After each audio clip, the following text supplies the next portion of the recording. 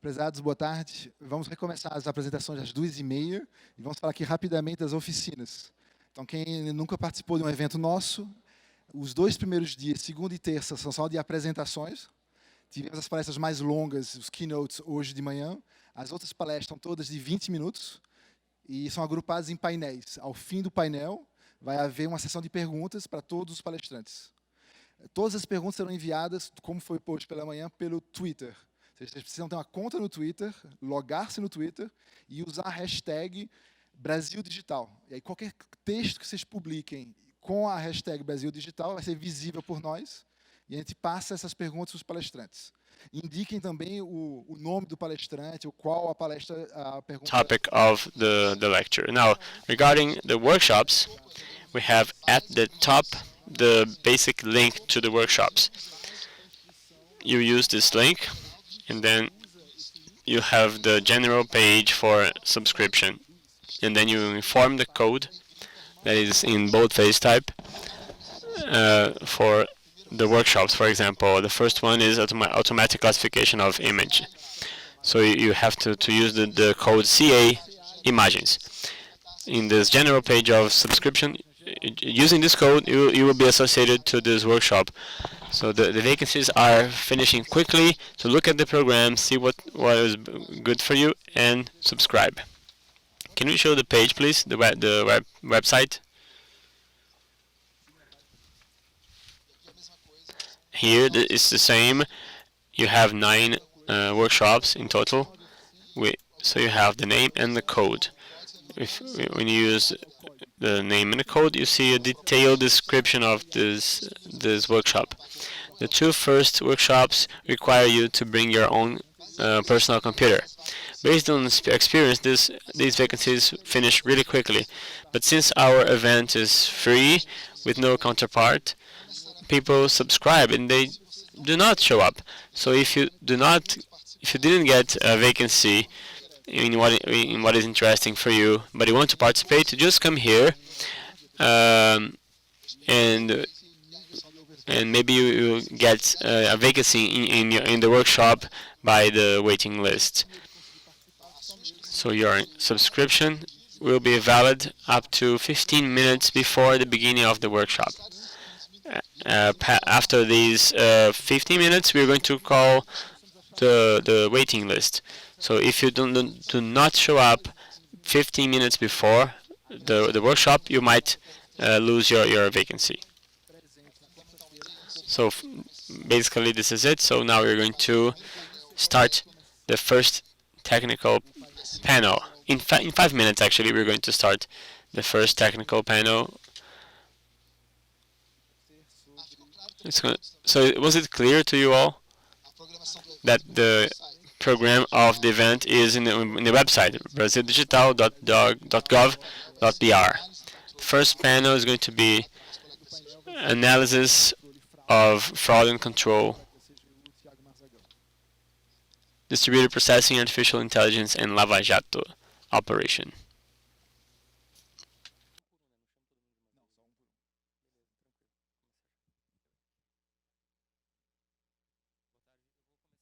I'm going to start calling the participants. Antonia Williams. He will have a presentation called the Distributed Processing and Artificial Intelligence and Lava Jato Operation. Até porque eu falei Lava.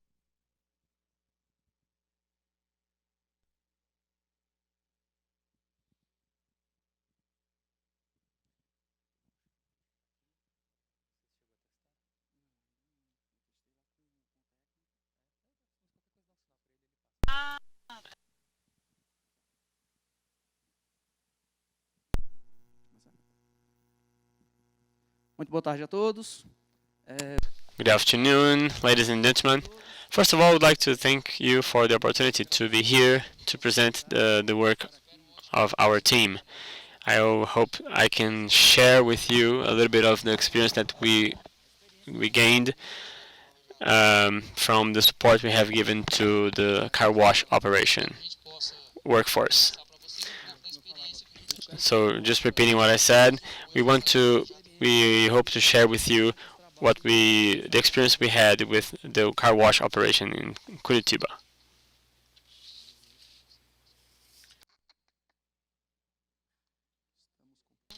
My name is Antonia Williams. I am informatics technician from the prosecutor's office. I'm a master's degree student from the University of Paraná, and my area is called structured prediction. It's part of the IIT area. We work giving support to the task force of car wash operation. So they work with data cleaning and processing, laboratory work, research, and within the works we do, some difficulties showed up throughout the time, and you must imagine the amount of data that we receive. It's a large volume of data. And, the team in the beginning of the task force was small. We were a team of 6 people. And this year we received 3 more components, and we lost 1 component. So in the moment, this is our team. We have people from the IT area, and also analysts, accounting analysts. We also work in the investigative part. The agenda of the presentation today, I expect to show you some of the problems that we faced in the operation, how the processing is distributed, and the IE operations that we use to solve some of these problems. I'd like to talk to you about the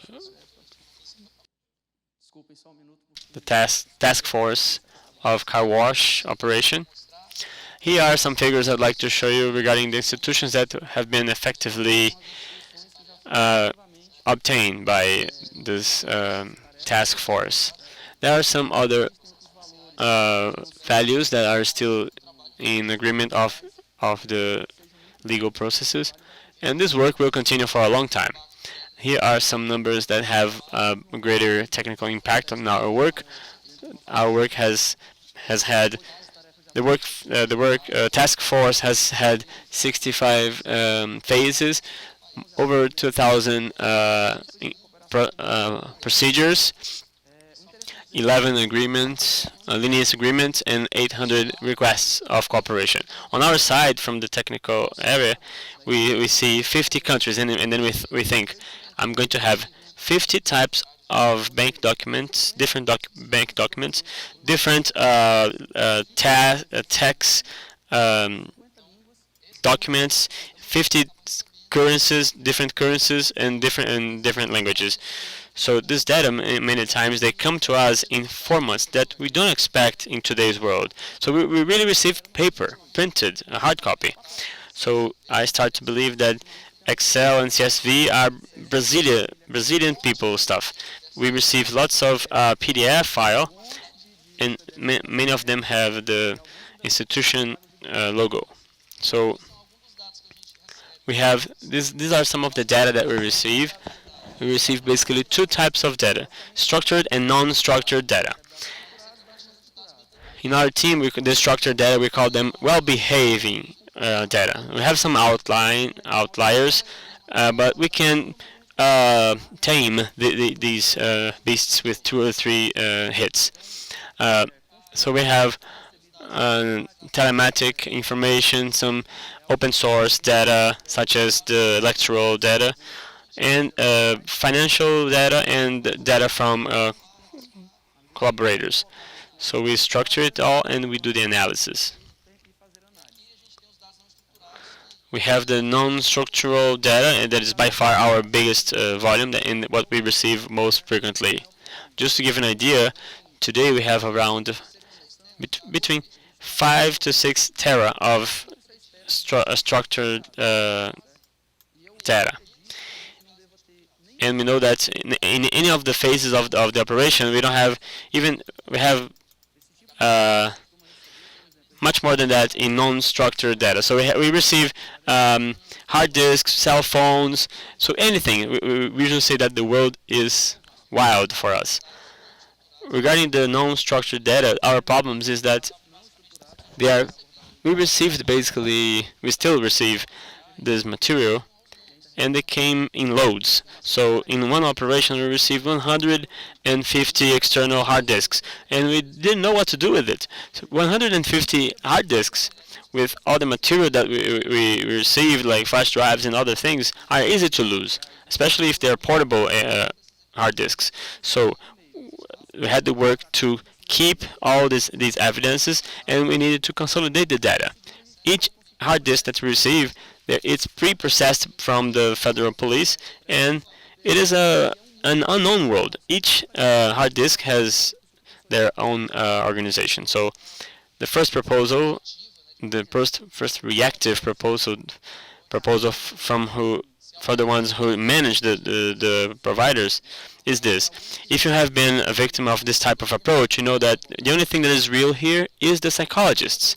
Is the only thing that we'll need. You'll need to have a psychologist to your team, because the developers are going to be crazy.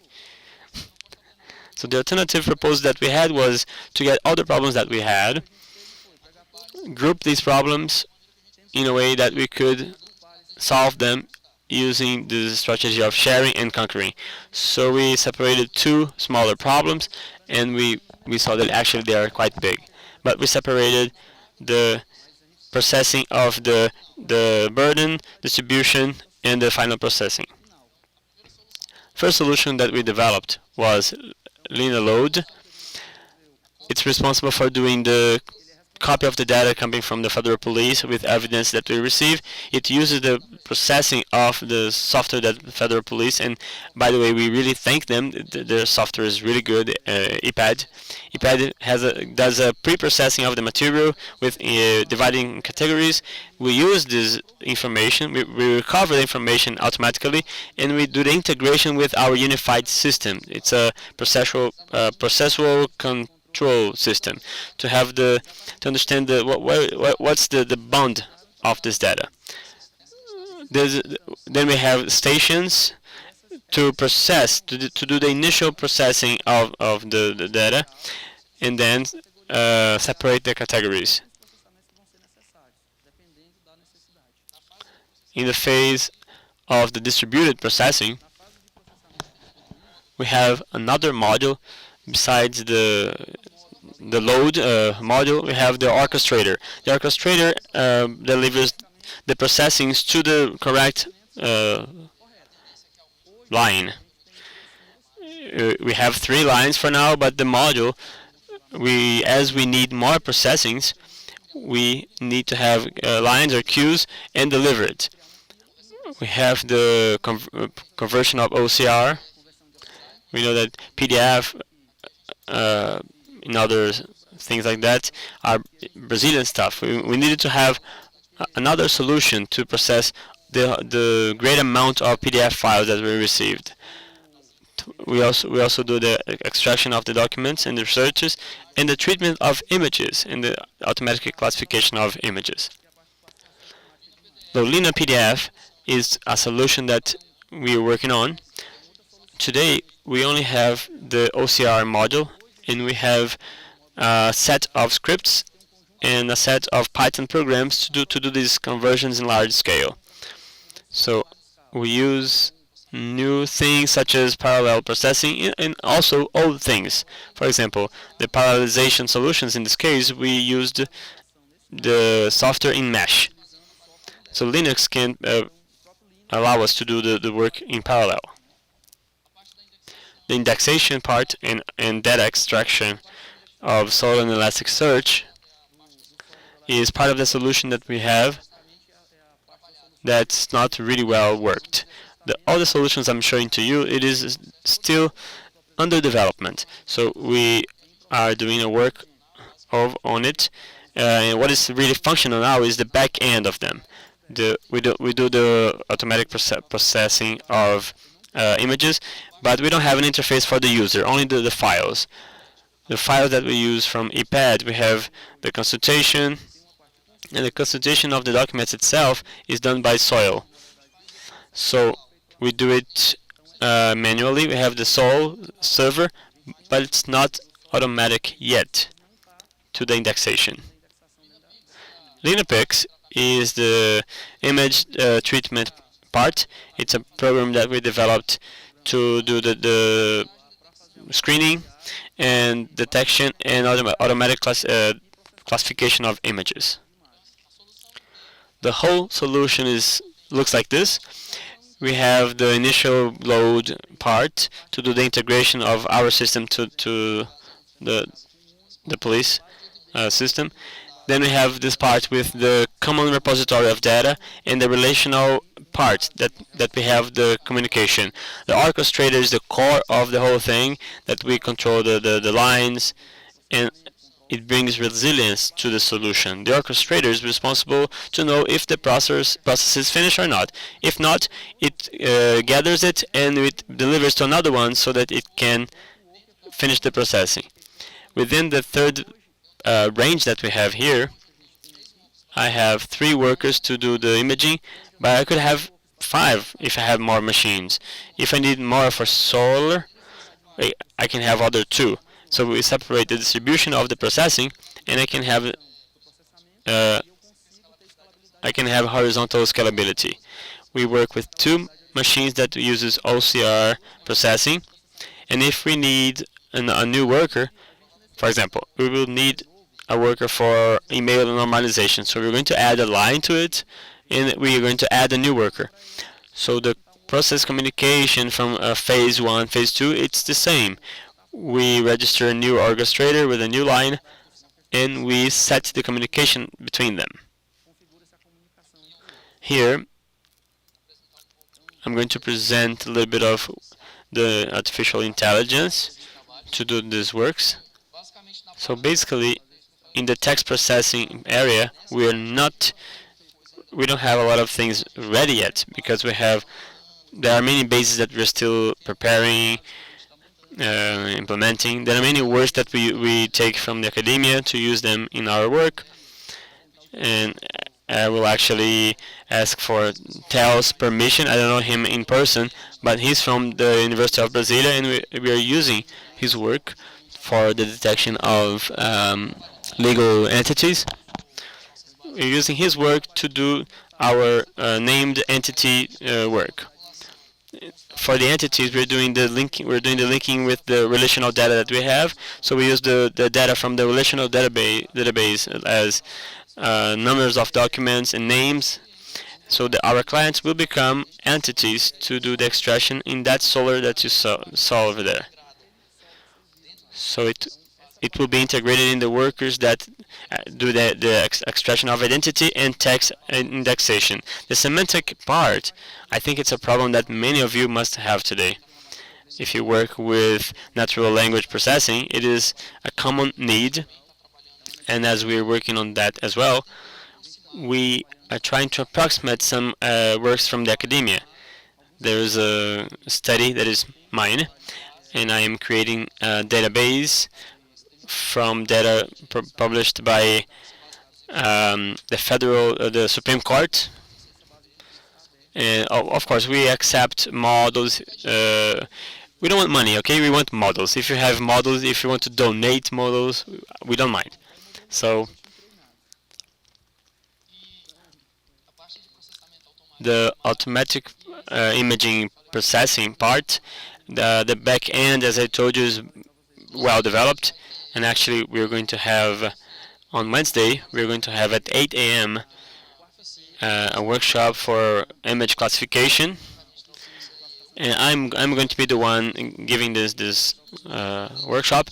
And I'm going to show you one of the first models that we trained for this solution. I know it's early, but it's going to be a good workshop, so please attend it.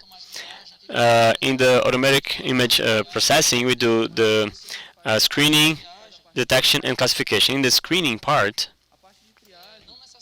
the automatic screening, we don't use AI models. Today we use a model that basically is an SFW, which is developed by Yahoo. They help detect what is not adequate to the work. Yahoo is quite polished on that sense. It's called NSFW.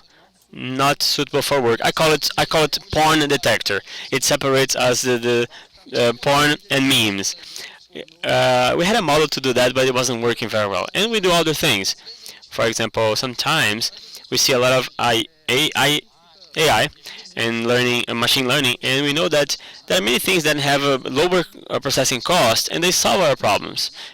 Histogram is something that it's simple and it allows me to verify if the image is small, if it helps us to do an initial screening. So, or we guess from what we worked is that 10 to 15% that images that we receive in the evidence are very small images and they don't have any information. The detection part, today we've been using these models. Basically we use YOLO and WordZeminist, two functions that what do we do with them? We have interest categories. In our case specifically, we want to know if our clients in their photographs there are yachts or boats, cars, weapons, money. So we have a group of interest categories that can help in the investigation work. The former model, the previous models that I mentioned, we use them trained. Here we have specific characteristics of our work. So we needed to do the whole processing, the tagging of the information. So we need to have to do the whole process. The models that we have from Linapix, we have 17 categories. Just to mention some of them, we have categories for bank statements, payment documents. We have digitalized documents, ID documents such as passport or ID cards. In these models, we are starting with the second generation of them. The first generation was a little crooked, so they are like sons from unwanted mothers. Now, the results that we have with the second generation are quite superior compared to the ones that we used before. Because when they used when we read the fifth image, it was trying to give up. And when it was 5,000 images, it didn't work anymore. So we don't use it today. Here are some technologies that are used. All of them are free softwares, including the Federal Police software. They are all free, so you can download them if you will. The software is really good if somebody wants to do the work similar to the one we do. If you don't have a software, I recommend to use iPad. So some of the lessons that we have learned regarding all the work that we did. First thing that we came to the conclusion to, that we need to change the perspective of how we solve problems. I believe that there is a big difficulty within our daily work because everything is really fast, quick. Imagine the amount of data, information, the specificities that we have, that the task force is going through, the political pressures, the deadlines. It's crazy. So I believe that it's even for us, we IT professionals, to start seeing things differently, how to solve the problem. Some things, for example, parallel processing, asynchrony computing. And so most of them thought that these things were meant for the academia, but we have to bring this into our sector, into our government agencies. I know it's not easy. Sometimes, basically, we're working, all of the processing being distributed. You never know where the mistake is. Sometimes you want to sit down and cry. You want to talk to a psychologist. And so we have been achieving wonderful results. And the best thing of this all is that everything seems to be very promising. And we are being able to solve the things a little cheaper and the results seem to be pretty good. Something else that we noticed is the interdisciplinarity and also the cooperation among all of us. Some people who are in the audience today, all of the work that we have, part of this work, it's thanks to them, because sometimes I was only exchanging ideas, chatting with a friend, and then we discovered something he was using and I could use something new.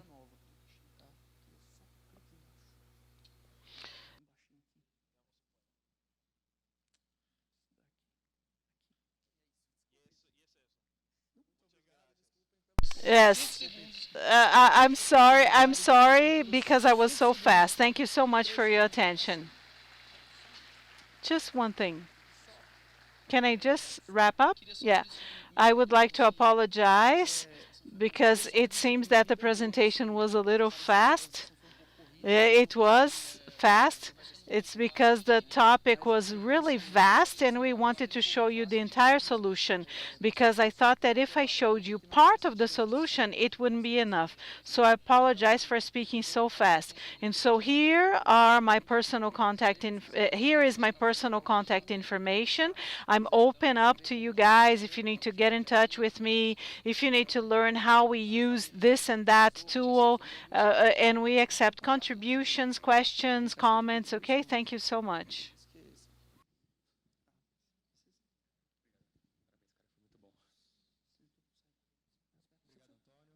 Thank you, Antonio, very much. Now I'm going to call the next speaker. He's going to talk, Mr. Hikaru Akal. He's going to talk about the D-Day Integrated Data Analysis of the Federal Public Administration. The speaker's name is Hikaru Akal.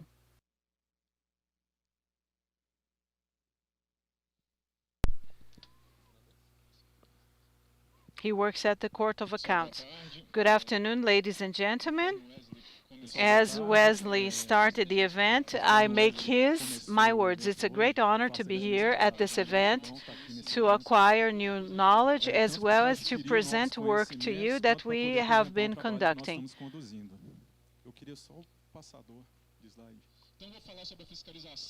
So I'm going to talk about the monitoring that ended up in ruling 2587, and D-Day means data day.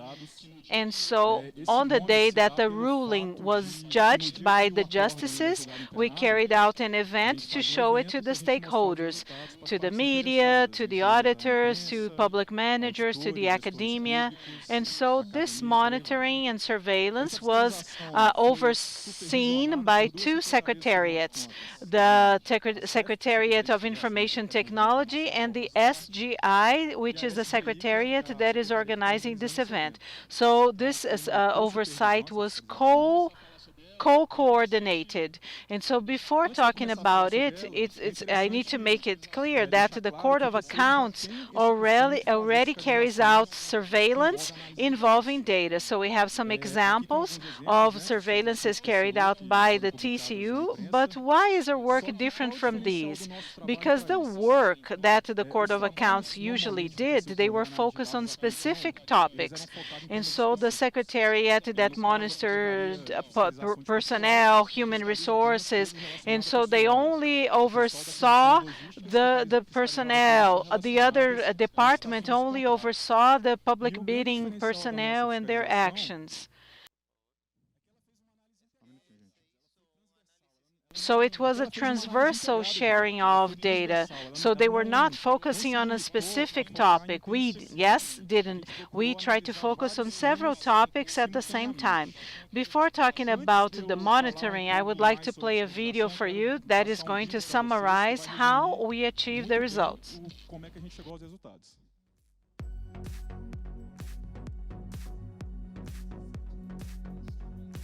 Com o desenvolvimento incessante da tecnologia, as políticas públicas passaram a ser geridas por sistemas informatizados. Neles estão informações essenciais aos gestores, inclusive benefícios do governo.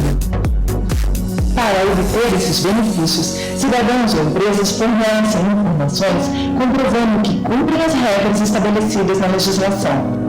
Essas informações ficam registradas nos sistemas mantidos pelo Estado e, se não estiverem disponíveis para os órgãos que necessitam delas ou forem de má qualidade, o risco de desperdício e de ineficácia da política pública é alto. Por isso, o TCU fez uma análise integrada de bases de dados da Administração Pública Federal, utilizando análise combinada e cruzamento de dados. O método permite identificar indícios de inconsistências, de irregularidades e de fraudes. O que você acha de um servidor público aposentado ocupar indevidamente um módulo funcional? E de servidores públicos que agem em comum e com empresas para direcionar licitações? O cruzamento combinado de bases de dados governamentais permitiu apontar irregularidades como essas e uma quantidade alta de divergências de informações constantes em bases de dados diferentes. Ao todo, foram auditadas 31 bases de dados geridas por 18 organizações públicas entre 2012 e 2018, encontrados 450.000 indícios de irregularidades a partir da análise de 80 comportamentos pré-definidos. Os dados analisados correspondem a 40 bilhões de reais em recursos públicos. O compartilhamento de informações já é uma realidade na nossa vida pessoal. Com a análise integrada, o TCU estimula o compartilhamento de dados também pela administração pública brasileira, promove a oferta de serviços digitais e a redução do desperdício. Tudo isso para melhorar as políticas públicas e os serviços oferecidos a cada um de nós.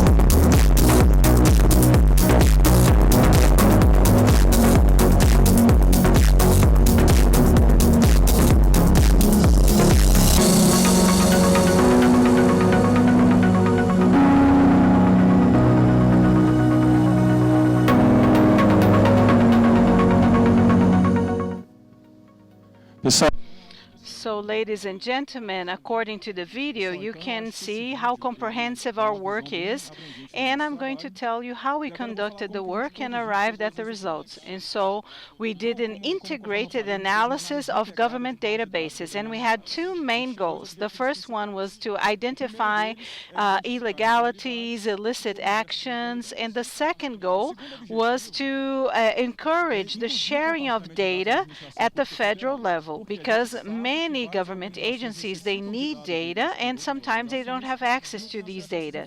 And once we show to them that the lack of sharing of data generates illicit and illegal actions, we encourage the sharing of data. Once we achieve these two goals, we're going to become more efficient, and we're going to combat fraud, because not all of the illicit actions come from frauds. Some of them are lack of sharing of data, but we also have criminals, because they know that the government agencies don't share data, and so they commit fraud. As the video said, we work with several databases managed by several government agencies. And so we explore over 80 typologies. What is a typology? A typology is a behavior standard or a question or an auditing pathway.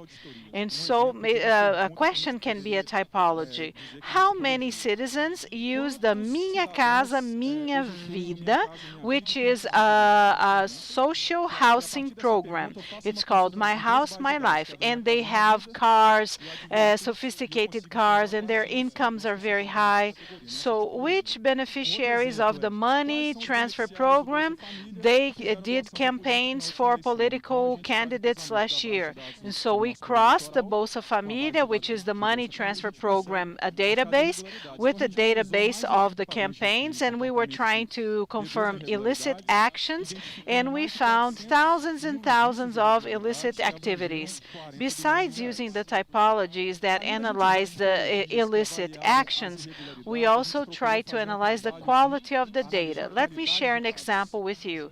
Some systems, they upload and they store the same information. For example, somebody died, and so we have the death certificate and the name of the person who died, and there was another system. So we have many systems storing the same kind of data. And so some people have died in one system and they have not died in the other system. And so in Rio de Janeiro, for instance, they died there, but in Brasília, they're still alive. And so the lack of synchronization among the information, the manager, the public manager is going to make decisions that are going to be harmful and not beneficial. And we found over 40 million pieces of data that are similar data that are different in different systems. What was the other differential of our work? So we were involved, since it was a comprehensive analysis of public policies, we had auditors from different agencies that they meshed up information on public policies and data analysis, and this was very good for us to arrive at the best results. Now, how did we carry out the surveillance? After we created the team, the first step was to have a benchmark. Let's see other standards around the world that people are doing. How are they analyzing the data in an integrated way? And so we did a national benchmark. We saw what the Court of Accounts was doing. We went to the Public Expenditure Observatory, and then we went to an international benchmark. GAO is similar to our TCU, but it's in the USA. And we also saw the NOW. It's a National Audit Office from the UK. And NOW inspired our work, and they had a list of best practices. So GAO is American and NOW is British. And so we only think that only Brazil makes mistakes and has illegal activities, but no. But we had problems in the USA and in the UK because of the lack of the integration among the data. I believe they analyze the data in an integrated way every 2 years. So every year they do a surveillance operation, and then they do the analysis of the data. Once we finished the benchmarking phase, we created a work team, and we decided what are going to be the databases at the federal level that would have relevant information for the kind of work we were doing. And after this brainstorming, we listed over 30 databases, many of them already inside the audit court here, the TCU, because SIAG, CIAF's databases, they are already here at the TCU. And some of the databases, we had to get in touch with the agencies and request them directly. And so sharing data is an obstacle because we are a court of accounts, a court of audit, and we should have access to these databases more easily. So some databases did not arrive on time and we couldn't explore them. And so we need to have access to the database. So once we had all the databases available to us, we started exploring the typologies. But we had a time limit. We only had 6 months to finish everything, to finish the surveillance. And so we had a 6-month limit, time limit, and we were going to work with uncertain things. We would never know the results of the typologies we were going to explore. And in order for this to work out, we had to create a methodology. We had the Scrum. We created the Scrum, and we had to determine a backlog of typologies. And at a first moment, we had a brainstorming with over 100 typologies that we could explore. And we ordered the backlog according to priority, relevance, feasibility. And after that, every 10 days, we had a planning meeting, and each auditor would get 2 or 3 typologies to work on their own. We created the backlog, and each auditor would work for a few days. So each auditor had a few days to work with that typology. And at the end, each auditor would share the results that he had arrived at after 10 days. Many typologies had excellent results, and some of the typologies, they didn't have a good result. And then we would start again this work cycle. We executed 6 sprints. The differential of this work was at any moment that we spoke suspending the investigation, we already had a report ready because the typologies were focused and isolated one from another. At the end, as we said, there were over 80 typologies related to 6 topics: biddings and contracts, partnerships, financial execution, um, federal real estate and properties, concessions of benefits, and quality of data. During this investigation, a building fell in São Paulo, and our team thought in the planning of the sprint. So we thought of the analysis of federal real estate and our properties. Besides looking at the topologies in an isolated manner, we also did another work of combined typologies. This is a concrete case that we analyzed. We saw there were two companies doing the bid in an electronic bidding process. It's okay. It's not a sign of wrongdoing. But when we started combining the typologies, we saw in this concrete case that these two companies had a person that was a partner of Enterprise A, but it was the owner of Enterprise B. So that really looks suspicious. And the company A was created 15 days before the bidding process. And this guy who was part of both companies, he was a civil servant. He was an employee from the hiring institution. So when we use this methodology, we see concrete cases that show us this type of situation. We saw that there were over 2,000 cases, over 2,000 agents that are involved, that work for public organizations. They are occurring in typology. So these agencies, they work in a recurrent way in doing different types of irregularities. So if some people, they like to use in Brazil, you see people doing like stealing energy from the energy company, and also other kind of things. So this is the type of thing that was happening. So we looked at the practice that was done at the UK, and we thought, why not do the same? So we mapped the process so that this surveillance could happen in every 2 years. We started it last year. This year we are taking actions to make the work happening. And next year we're going to do the surveillance work again.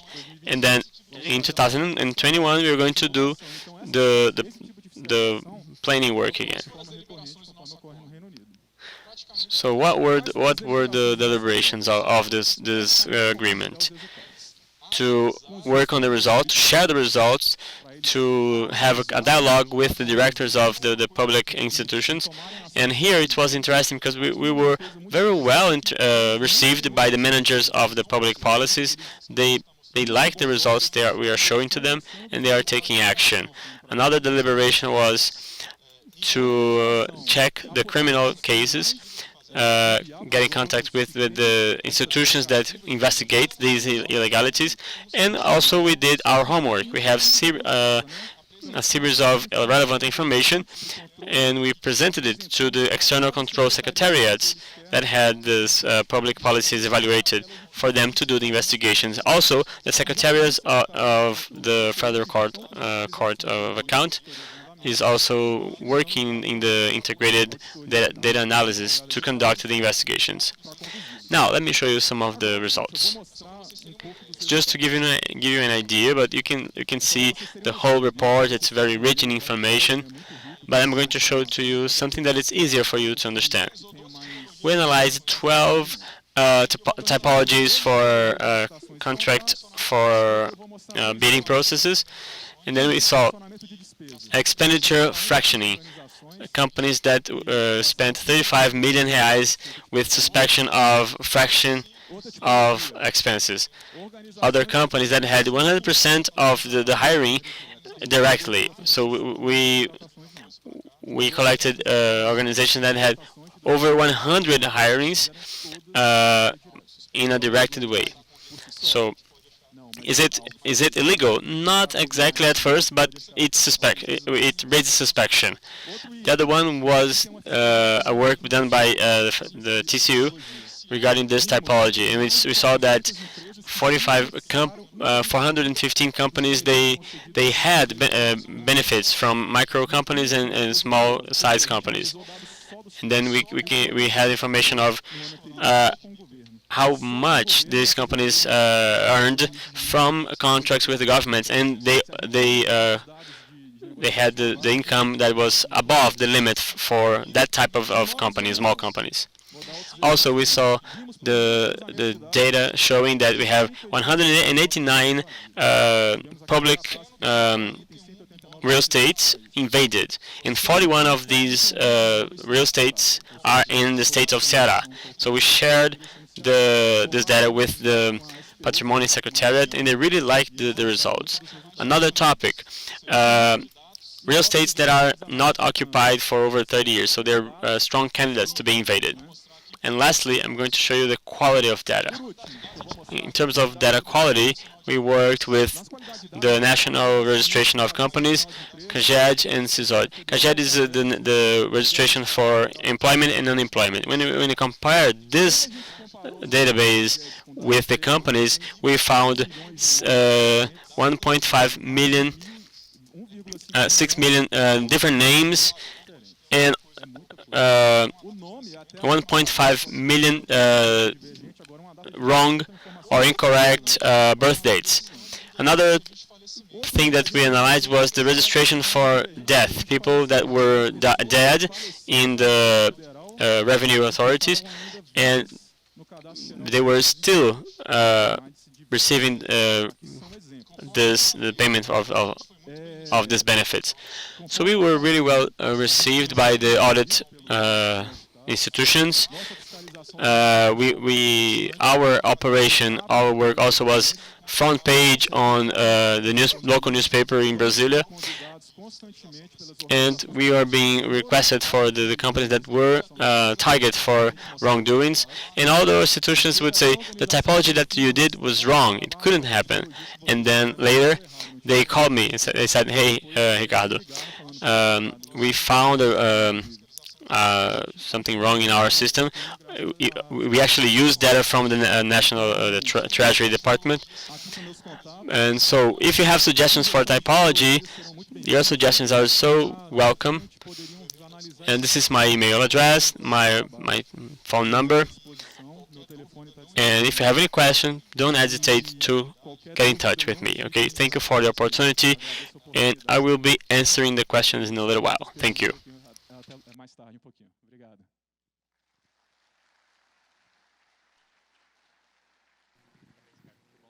Obrigado, Ricardo. Thank you, Ricardo. For the next presentation, we have two speakers. I'm going to call the following presentation, which is the continued monitoring of payment role of public administration. Prazer estar com vocês nessa jornada. Good afternoon, everyone. It's a pleasure to be here with you in this journey. Can you hear me well there? All right, we are here to present. We inverted the talks, but the idea is to present to you, ladies and gentlemen, the fifth cycle of continued monitoring of payrolls for public administration. The colleague from the previous lecture made a comment on that. And the Secretariat for Monitoring of Personnel of the Court of Accounts carries out this monitoring with a massive monitoring of data crossing or cross-referencing. By the way, here in this presentation, I have the collaboration of my colleague, the creator of this monitoring work, Mr. José Luis. In every cycle of monitoring, we are in the fifth one, we faced some issues. If the data that we have, the databases that we have, they are sufficient for us to carry out a good monitoring work. If it's not, how can we obtain more of them? How can we treat the data and manage them? What are the entities, the organizations that have this data? And lastly, the registration databases for payrolls, what is the relationship of them with the norms of jurisprudence of the Court of Accounts and the superior courts? Is there any incongruence, any problem, any information that is not correct? So that we can try to face these issues. And so we're going to go discuss this agenda. And so the strategy, the surveillance strategy with the Court of Accounts, with the municipality, sharing of data with all of these agencies, payrolls for the public government, for the federal government, and the module called indexes. And so it was a module created by the FIP and the results, okay? So initially, the initial cycles, the data, they were requested to the government agencies, and the data came via spreadsheets, via physical documents, CD-ROMs, DVDs, and then in 2018, no, not 2018, 2017, CEFIP started organizing the databases that it had. They developed a new traceability model, and obviously, after these auditing traces, they were executed on top of these databases. We had a large amount of traces. So our colleague previously showed how many irregularities and wrongdoings appeared. And the same thing happened with us. So many wrongdoings appeared. So in order to avoid creating an interface between the public managers and the Court of Accounts, we decided to treat the data and avoid the paper, documents, files going from one agency to the other. In 2017, this surveillance started with 19 pathways or traces. In 2018, the courts decided to involve the Court of Accounts. And so we, via cooperation agreements, we decided to request the databases from them. We decided to cross-reference the data, and we would share the results with them. And in order for us to support this kind of work of the state and municipal courts, the state and municipal courts of accounts, we offered to them a virtual community that would offer support to this activity and help them out. And we would also offer to the controllers' agencies all of the tools that we're using at the federal level. And so the data that we needed, they needed, and that we would request from the state and municipal agents, they would be as effective as the ones we were using here at the federal government. So these are the rules and norms that allow us to request. How do you request the databases from the agencies? Like this. We're talking about unified registries, databases regarding payrolls of civil servants, and so the cooperation agreements. We have one that was signed jointly with Atricom and the Rui Barbosa Institute representing the courts that allowed us to create a national network of strategic information so that we could share data, interchange data, exchange data. And so we imagined that if we could upload to a single database lots and lots of information from many agencies, and that we would be able to create a model to deal with this data and create new auditing traces and pathways, we would be able to identify irregularities, mistakes, errors in the databases, and we would be able to follow the legal framework regarding this. This is the virtual community that we created to support the states and the municipalities. This virtual community, it was included in we uploaded manuals, cooperation agreements, warnings in general, announcements, work plans, and many other documents, so that we could facilitate the sending of data to the Federal Court of Accounts, as well as to facilitate their work when it came to the analysis, investigation of the wrongdoings that were forwarded to them.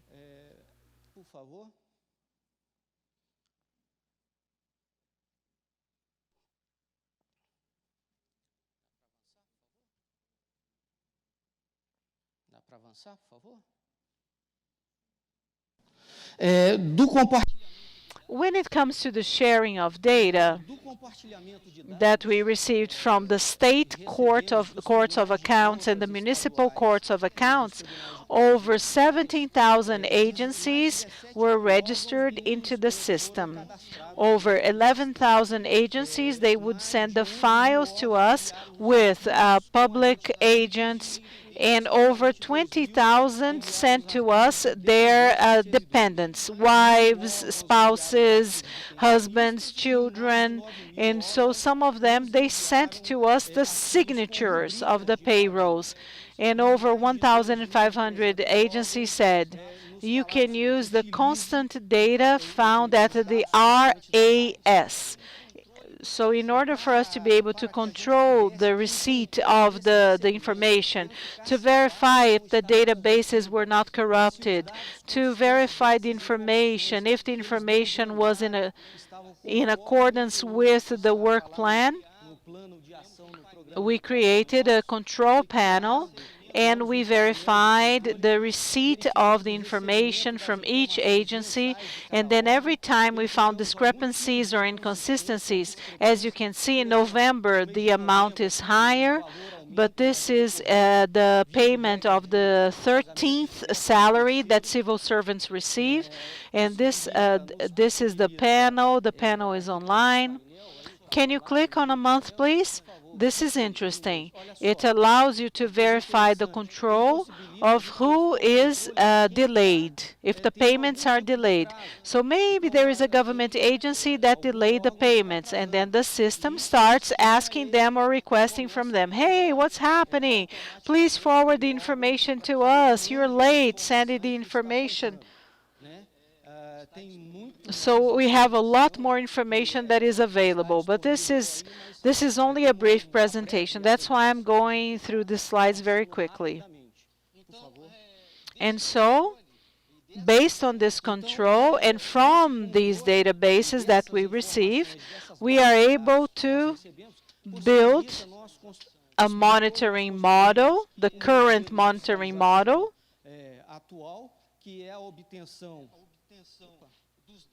so we are able to acquire the data, receive the data via cooperation agreements, and we do an automatic analysis of the layout. Are any data missing? What is the data load? And so we check the data load. We verify the inconsistencies and propose improvements. We carry out the analysis, the pathways, the auditing pathways, and we send the wrongdoings to the internal auditors, to the internal managers. So the managers, they verify all the data, and they also follow up and analyze this, and they have to offer a clarification and issue a report. This app was developed on Apex, or by using Apex. And we can send the wrongdoings, and the managers are going to create the answers. And the CEFIP team is responsible for this, and other colleagues from the court. This monitoring goes through the CIAP, and then it goes to the states and the municipalities in Brazil. And we have other databases. So we are going through about 15 databases. considering that we have a SIAP payroll, extra SIAP payroll, states and municipalities, and several other databases. So this is the auditing that generates wrongdoings for inactive civil servants, active civil servants, and pension receivers. And so at the top we have the auditing pathways, and you have all of the jurisdiction agencies, and down there we have the pathways based on the databases we received from the states and municipalities regarding the jurisdiction of the state and the municipal courts of accounts. And so we had, so the Court of Accounts would send to them the wrongdoings, and they would ask to us, so what am I going to do now? And we offered some solutions to them. If the wrongdoing is not correct, if it is a false positive, and so maybe we're going to file this and ignore this evidence. And so if it requires some kind of clarification, you can follow some of the paths. Regular monitoring, and then it can do a specific monitoring. It can request the documents at the Human Resources Department, or they can do a cross-referencing between all of the databases, and then they can do broader work. But we offer to the states and the municipalities, and also to the state and municipal courts of accounts, they can use the evidence traceability, and they're going to treat these evidences, the evidences. This is the evidence module, personnel evidence module, and in the fourth cycle we identified 31,000 evidences of problems, and this was forwarded to the public managers so that they could clarify what was going on. So there is a tab that the court does, and there are two other tabs that the managers use, and then they give it back to the court, and then we analyze the amount of information, and if it is the case, we either file the information or use it. And so the public manager, when it comes to the personnel department, they receive the CPF number of the individual. A CPF number is like a social security number. Each Brazilian citizen has one. The amount of the salary, what is their position, and what is the public agency. A CPF can be translated like individual taxpayers' money. And so if there is evidence of wrongdoing, they show the government agency, they inform what were the auditing criteria to arrive at that evidence. So which law is being broken? And so what may be going wrong? And so the manager also receives a proposal on how to investigate that, and the Court of Accounts recommend this. So they receive the evidence and they say, look, you should work like this, like this, like this to clarify this evidence. And then the manager, instead of sending the documents to the Court of Accounts, they respond within the system and they annex the documents, all of the documents. And so this is some evidence of something that happened. And so there was an administrative process, and they found an illegal accumulation of resources. And so he left that position. This information goes back to the court, it's analyzed by the audit team, and it's included in monitoring, or it's filed in case the problem is solved. Here, the situation that we told the municipal and the state court of accounts. We told them you don't need to send the information in media or in spreadsheet files. You will load the data in the system. So here is an example of upload of data of the Health Secretariat of a Brazilian state.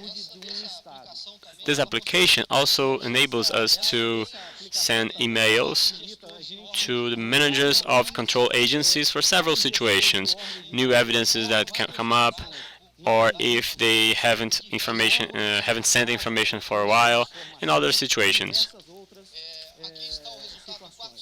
This is the result of the fourth monitoring cycle carried out by the Secretariat of Personnel Monitoring of Federal Court of Accounts. The annual benefit was 1,006,000,000 reais. The manager says this evidence makes sense. This is a strong evidence, but I haven't done anything yet. Or this is a strong evidence, and I will start checking it. So the benefit of the organ was 204 million, and the benefit makes sense. I cancelled the signing that should not be received. This preschool benefit they receive in double, and other wrongdoings. In the fourth cycle, we had over 3,000 evidences taken, and we needed to check other 33,000 evidences. So we wanted to avoid a leap in these values. And something more interesting, 56% of the evidences that the managers would report to us, they would say, this evidence is strong. So to treat the specific situations that we thought to say that let's use it out of the continued audit. So in that case, we open 2 representation processes in which the evidences were taken from the continuous monitoring process and included to the representation process, which saved 8,006,000,000 reais. This is the audit report. Here are the 2 representations that were incriminated. 2 newspapers reports. And if you read these reports, you see that the government of Minas Gerais, the Court of Accounts of that state, in the partnership of the Federal Court of Accounts, verified that the state of Minas Gerais pays 700,000 reais in salaries for deceased civil servants. So we have the monitoring of 24 billion of reais monthly in 561 agencies, federal agencies. The participation of the state and municipal Court of Accounts represented an increase to that value that I mentioned, an increase of 22 billion reais monthly, 5 million CPFs being audited. So in 2007, we started with 19 trails to check the amount of information that we received and improving the machine learning. And we're going to focus strongly this year for having many evidences arriving. And today we have a very robust databases, and we can improve our machine learning with what the managers are providing to us. So this is our focus. We're going to invest our energy in machine learning. And when the colleagues would audit the agencies and they inspect them, and they would come back from the audits and they would say, this audit should be replicated in the other agencies. When they say that, we have the impression that this problem is spreading in public administration, and the colleagues would say, we don't have personnel, we don't have enough time, we don't have means to do it. This can be done in the future. The crossing of database gave us volume, speed, value, variety, and veracity for the continuous monitoring. The future is now. Thank you, ladies and gentlemen.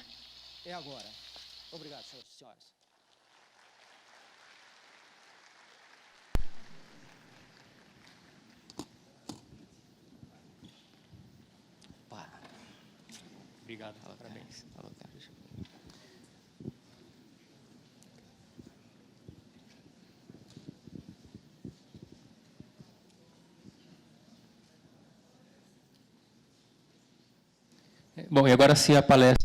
Well, now we're going to have the talk that was supposed to have been done now, Então, chamo novamente ao palco before o Bruno the one that you just saw. Now, e o dear Bruno and dear Fabio Tanamoto, talking about the link analysis for fraud detection.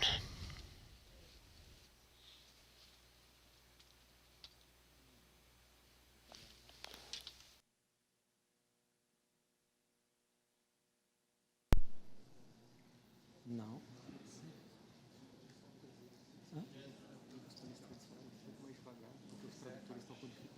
Ah, tudo bem. Tranquilo.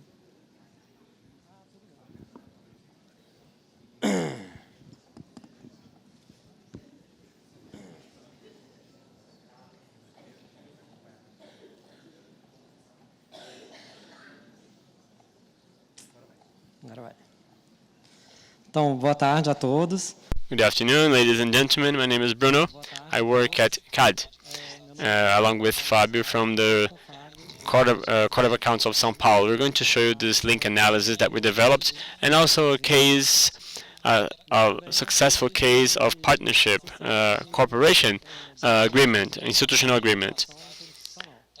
The agencies have similar technological needs, and they are restricted. So the cooperation agreements, they bring effective cooperations. So we can have results in a quick and efficient way, avoiding rework and the waste of efforts in this scenario in which we need to be efficient.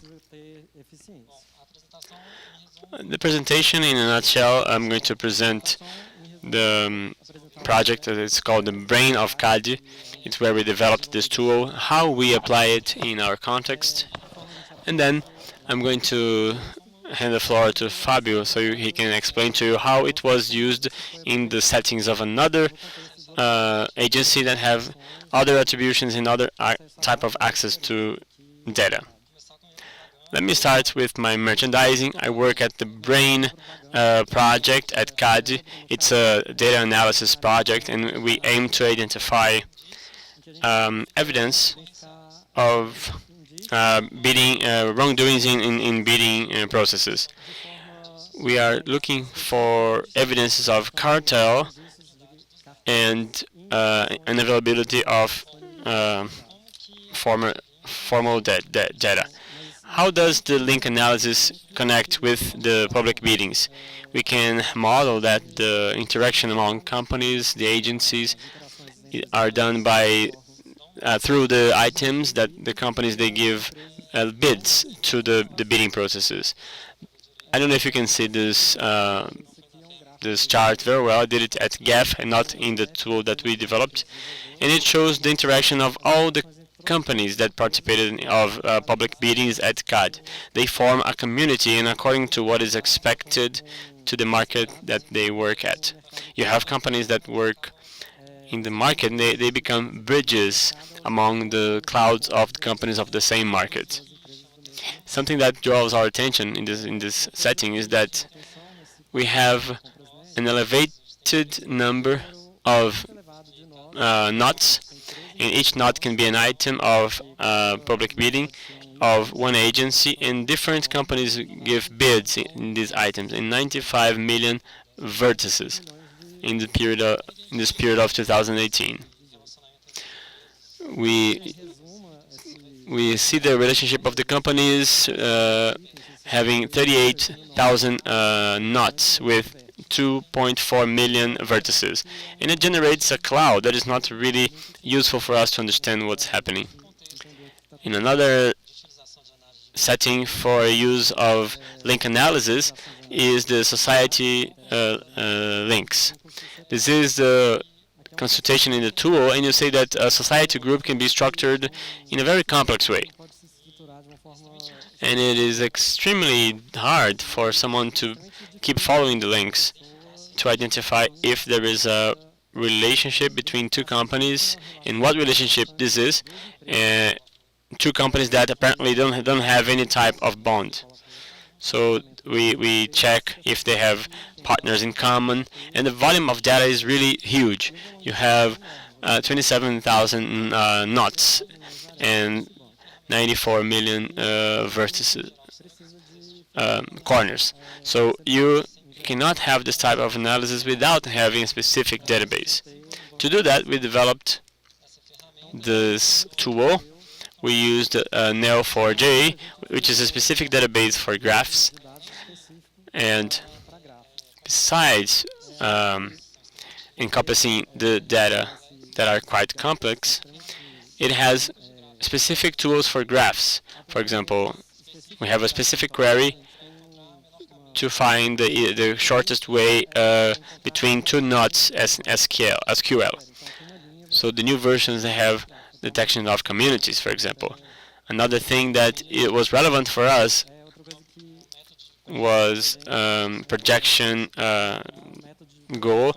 When you want to generate a chart that is a summary of the original chart. So it has a text search that allows you to search the description of all items. So when you want to know the interaction of the company, for companies that has a high number of distinctive items, and also we can check the behavior of a company in the bidding processes, searching by a specific word.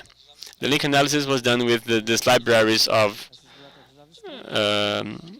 script, and the backend was a simple Python file. So it was important to extract this information from the system to make the transmission more simple, the transmission to other agencies. Here, this is how the tool looks like. In the case of public biddings, we use the entity number, legal entity number, and the participation in the interaction of the other companies. And you can see that it's no evidence for anything, it's not proof of anything, it's just an evidence that we can gather with other information and decide if it is relevant or not to start an investigation. Now, Fabio, please. Good afternoon, ladies and gentlemen. My name is Fabio. I've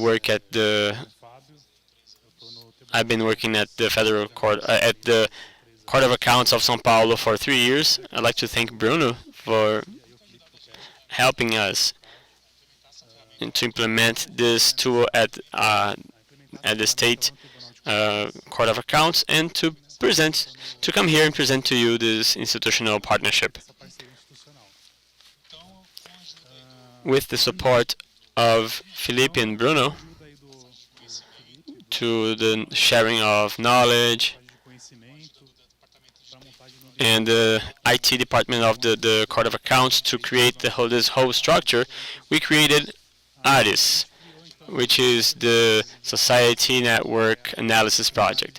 So not only the family society bond that we got from the knowledge of CAD, we added the public bond and the public bidding participation bond.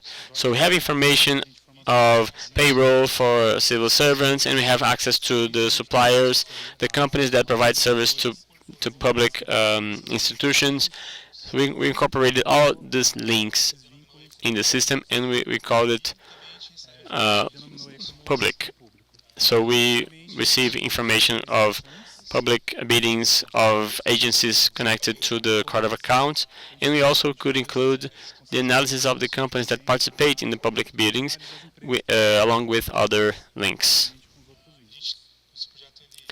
This project is a pilot project. We started developing it this year. So we already have some improvements to include. Among them, I can mention the address link for partner companies that share the same address, and verify if it's possible to include not only the administrative partners, but also to aggregate the databases of hires and the database of these companies. In a more specific detail, we have the father and mother information and the names of the parents, and also we can do the analysis by the number of the CPF document is the individual taxpayer registration number. So we have this public link in families. We have the identification of civil servants and companies that provide service. This is what the tool looks like. You can search by CPF or CNPJ, which is the legal entity number, and it will bring the interaction to you. So, for example, if you have a individual person or a legal entity, if they participated in any bidding, you will have this information. Also, the existing relationships of partners and mother and father. Another link that I mentioned is the link of the people who participate in public biddings. I search for 2 companies and I see the links for public biddings. Not only civil servants and service providers and suppliers. Having these 2 groups, we created 2 typologies that we called suspecting knots. What are these knots? We are identifying here for determine public agency if there is a situation in which I have a partner of a company that provides service, and when this person is also an employee of this agency. So we created these 3 groups: company, civil servant, and the agency. And this is just to illustrate how the consultation happens in the graph, in the chart bank. It is quite intuitive. You can respond to this type of question in this interaction among these 3 groups. Next group that we created, thinking of the public biddings, is the same idea as the previous one, but identify the companies that participated in public biddings of agencies in which the partner also works in the public agency that organized this bidding process. For example, we had 4 cases of suspecting not, and there was a situation that we had 2 partners of the same company that are civil servants of the agency that organized this bidding process. So these 2 analyses are more directed to the State Court of Accounts of São Paulo, and as we aggregate more bases, more typology, we can enhance this tool. With the information that we made available today,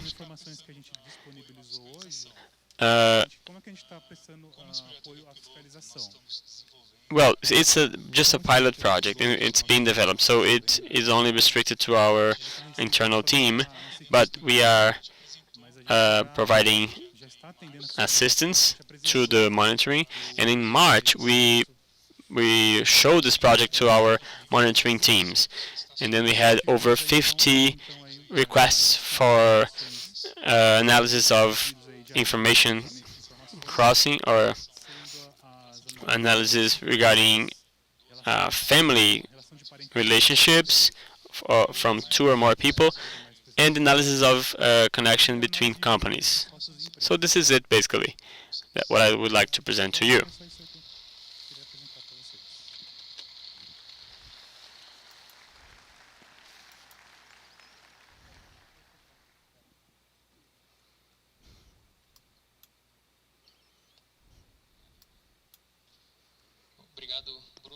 Thank you, Bruno. Thank you, Fabio. Now, I would like to call the speaker of the last presentation of this panel, which is called the Anomaly Detection to Identify Collusion Practice in Procurement in the Federal Government.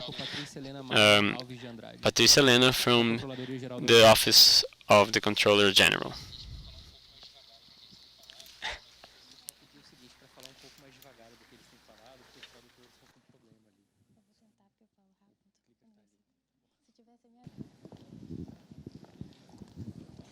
Boa tarde, pessoal. Good afternoon, ladies and gentlemen. Boa tarde, pessoal.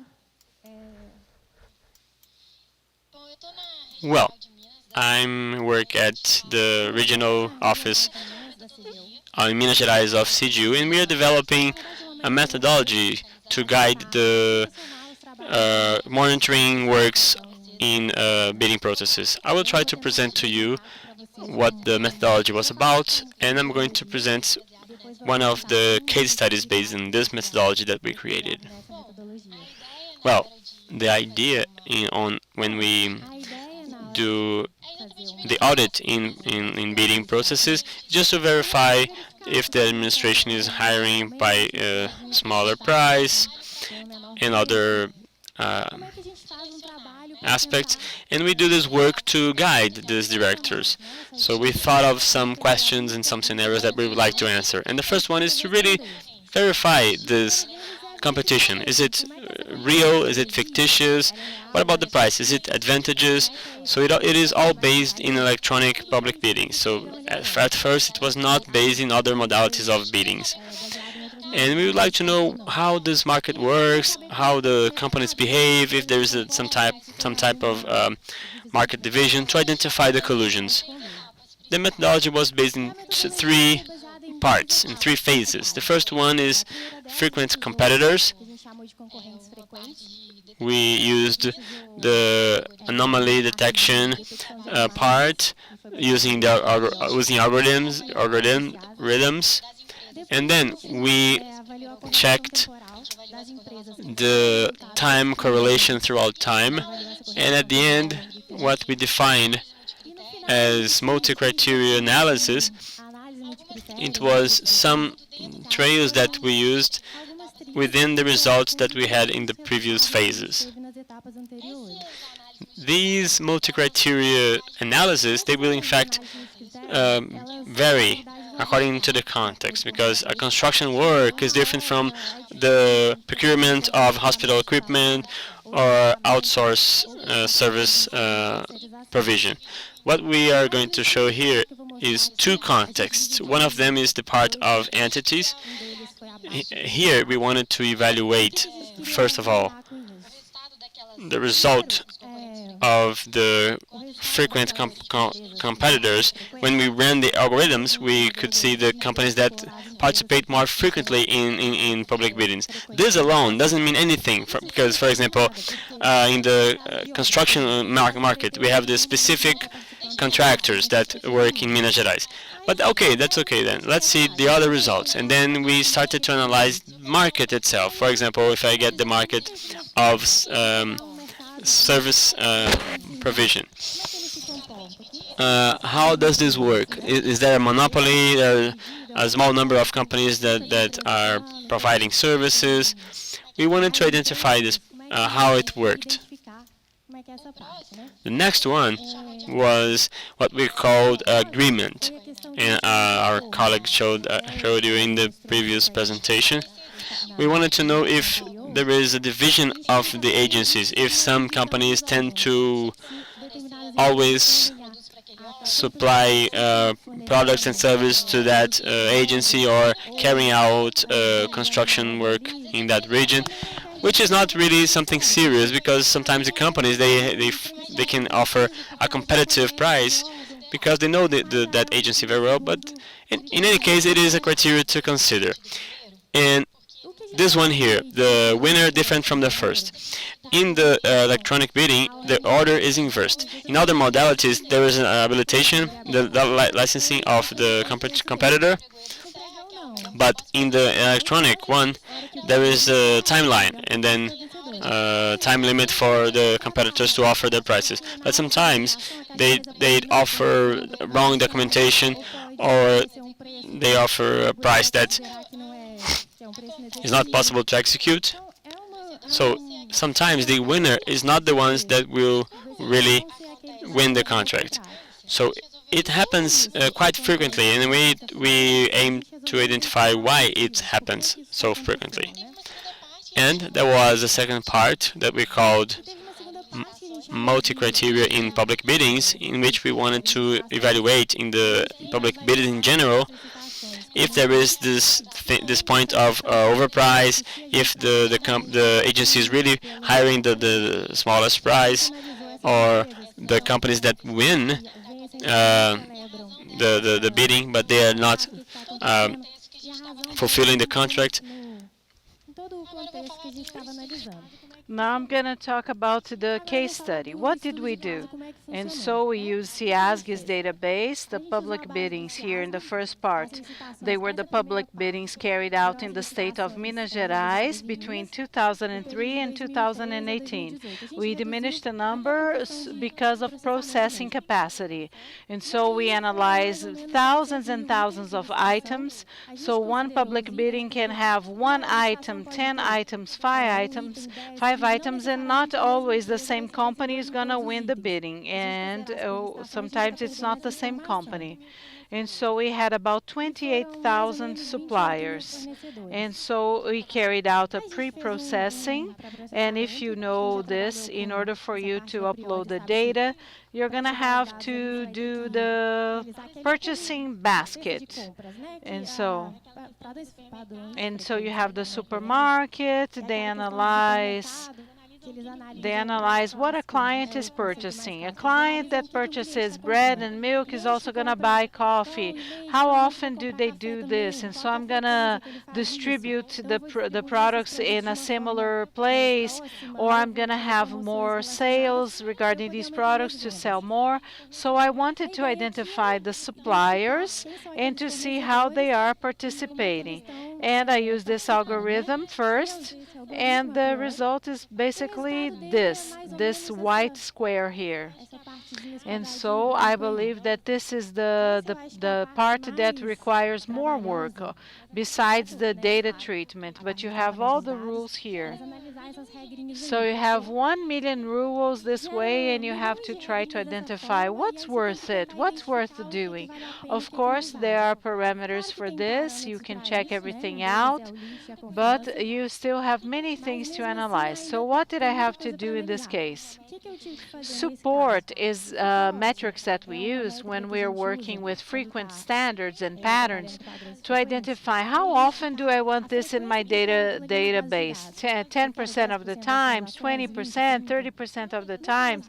So in the case of SIASG, since I added all of the biddings together, I didn't separate them by items, I couldn't have a high support. Otherwise, I was going to lose many important rules. So sometimes I would lose a public bidding for outsourcing, not to do it directly. Maybe there is a smaller number of biddings, but this is important, or when they were going to purchase a certain kind of medication. And so it was very low. So I had many rules to analyze. And then the next phase is how are we going to choose the most important rules? They were based on reliability, lift, and the business decision. And so this, my support, in blue we have reliability, and this is going to let me know. Besides having achieved the support, I have these 3 suppliers, and then I have the CLS. And so when these 3 appear, is a 4th one going to appear? And so the frequency that this 4th supplier is going to appear when the 3 first companies appear as well. And the lift is to prove if this 4th company is appearing, showing up. So how often is this company? Is it very often, or is it just a coincidence that it is there with the other 3 companies? But even based on these 2 rules, there were many things that we had to analyze. So what did we do? We checked these results and we analyzed in the database. What are the highest values? Which companies have problems? Which context did we want to analyze? And then we made an auditing decision.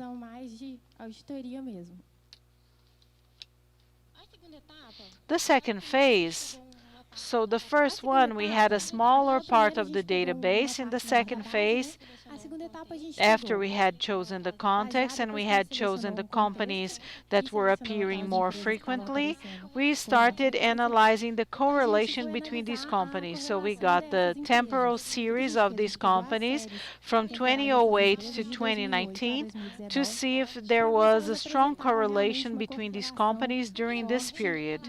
And as you can see in blue, not in dark blue. Dark blue is the company with itself, but the average blue is a correlation with one company and the other. So some of them had strong correlation. What does this mean? They were participating together, and we calculated how frequently they participated together. So this was a second test to see how it was working during a longer period of time. And then the micro expressions of this case study.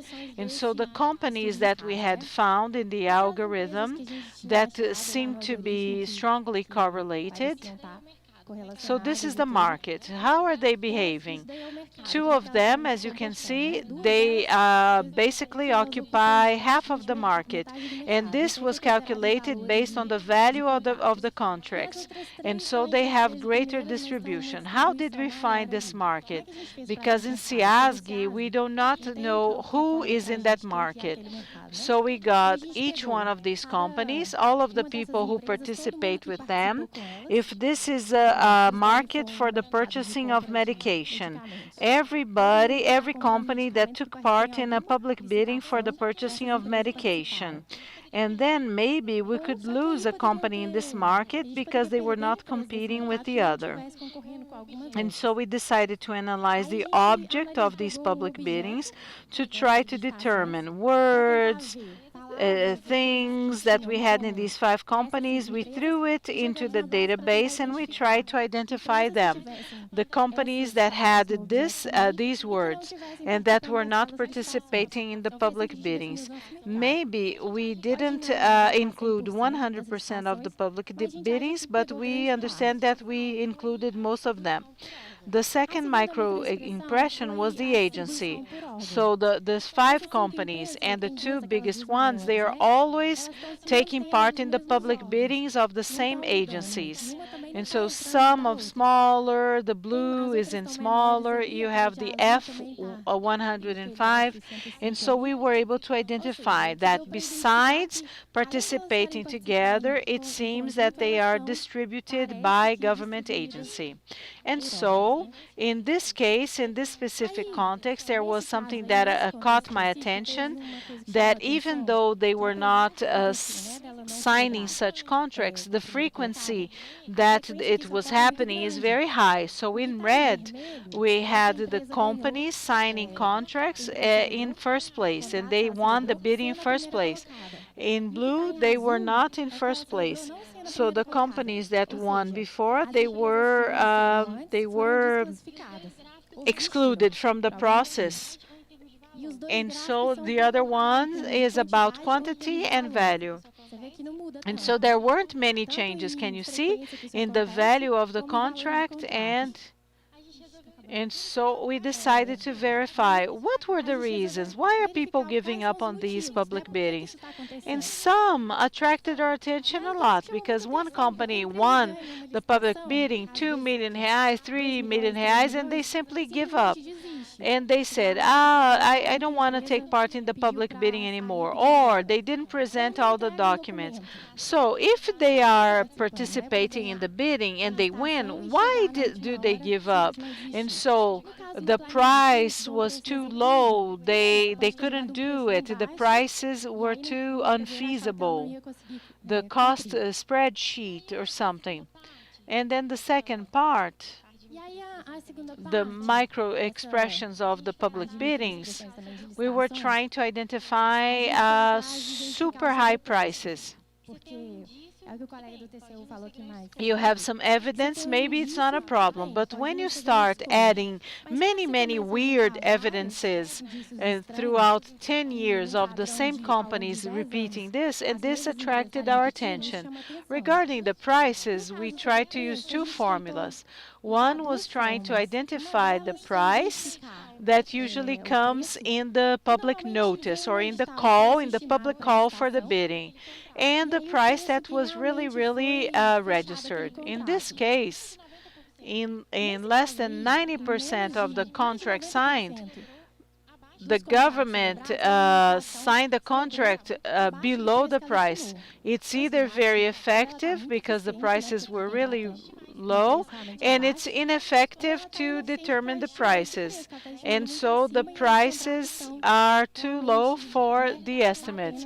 And then we started analyzing from another perspective, is identifying the prices of the winner. Since we have many contracts signed with the company that didn't win the bidding, we made a difference, a subtraction between the price that was won and the real price. And all of the companies, they had a high price, at least 10% higher than the price estimated.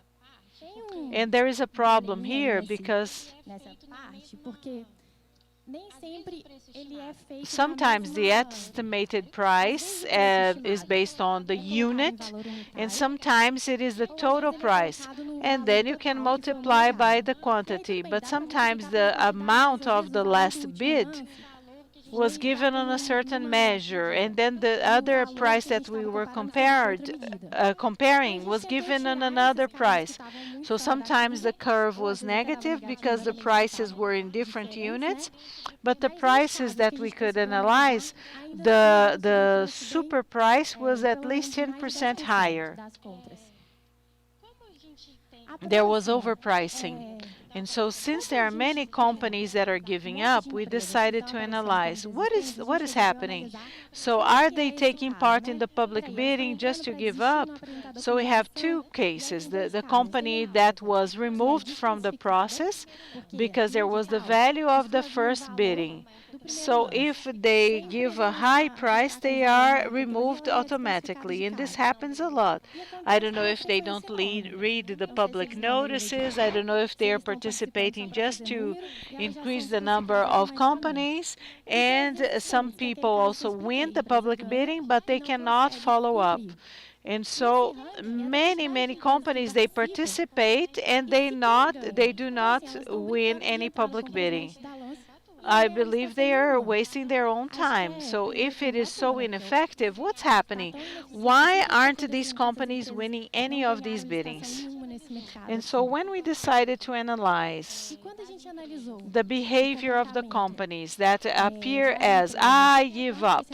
And so some companies, they only take part in public biddings, and they participate to give up or to be removed right at the beginning, and this is strange. And these 5 companies, they behave like this. The pink company that is in a certain agency, so is it going to participate in the other company's agency, which is in green? They either participate or they give up, and they participate and are removed. So the main idea, so we tried answering these questions. Does this public bidding really exist? Yes, but in some of them we have fictitious fictitious public biddings, and some companies are fictitious as well. They participate, but they end up giving up. What about the price hired? Is it too low or is it lower? No, we have overpricing.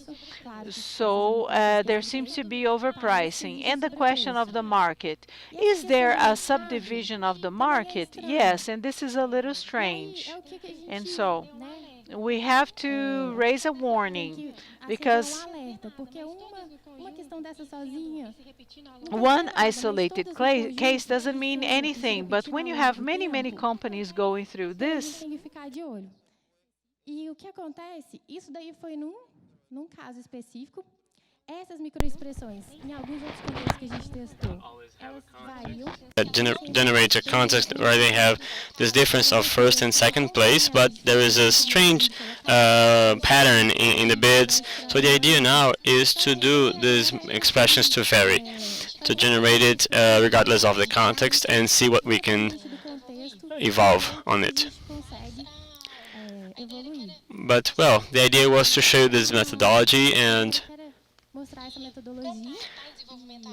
well, it is still under development, so any kind of suggestions, criticisms are welcome. So I would like to thank the organizers of the event for this opportunity.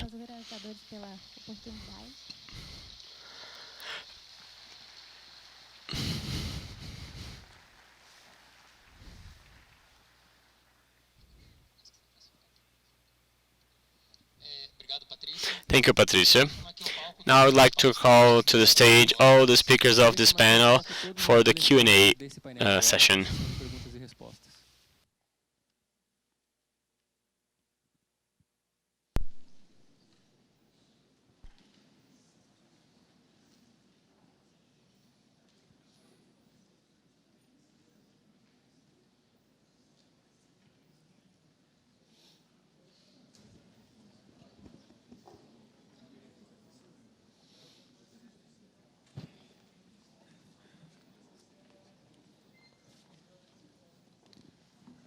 Faltou? Não? Eu acho que eu tinha feito a conta errada aqui. I think I counted it wrongly.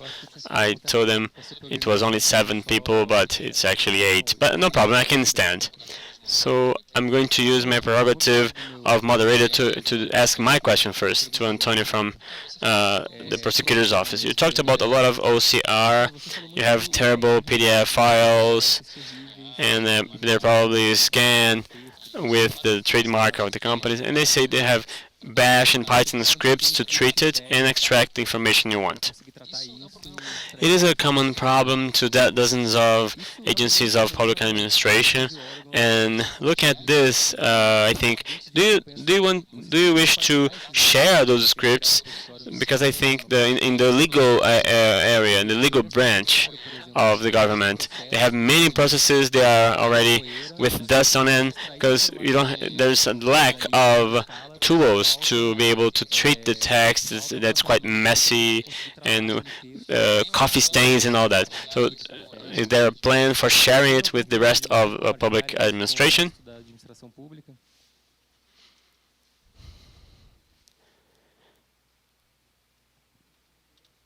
The interpretation service apologizes. We cannot listen to his microphone here in the booth. Okay, now it's working. Yeah, only the people in the front listened to what I said. So we have an idea that in the future, all works that have been carried out to the task force can be used for other public agencies, whoever has the need to use them. Unfortunately, we cannot currently have this repository because I have to acknowledge that the level of the tool is not what we wish to be.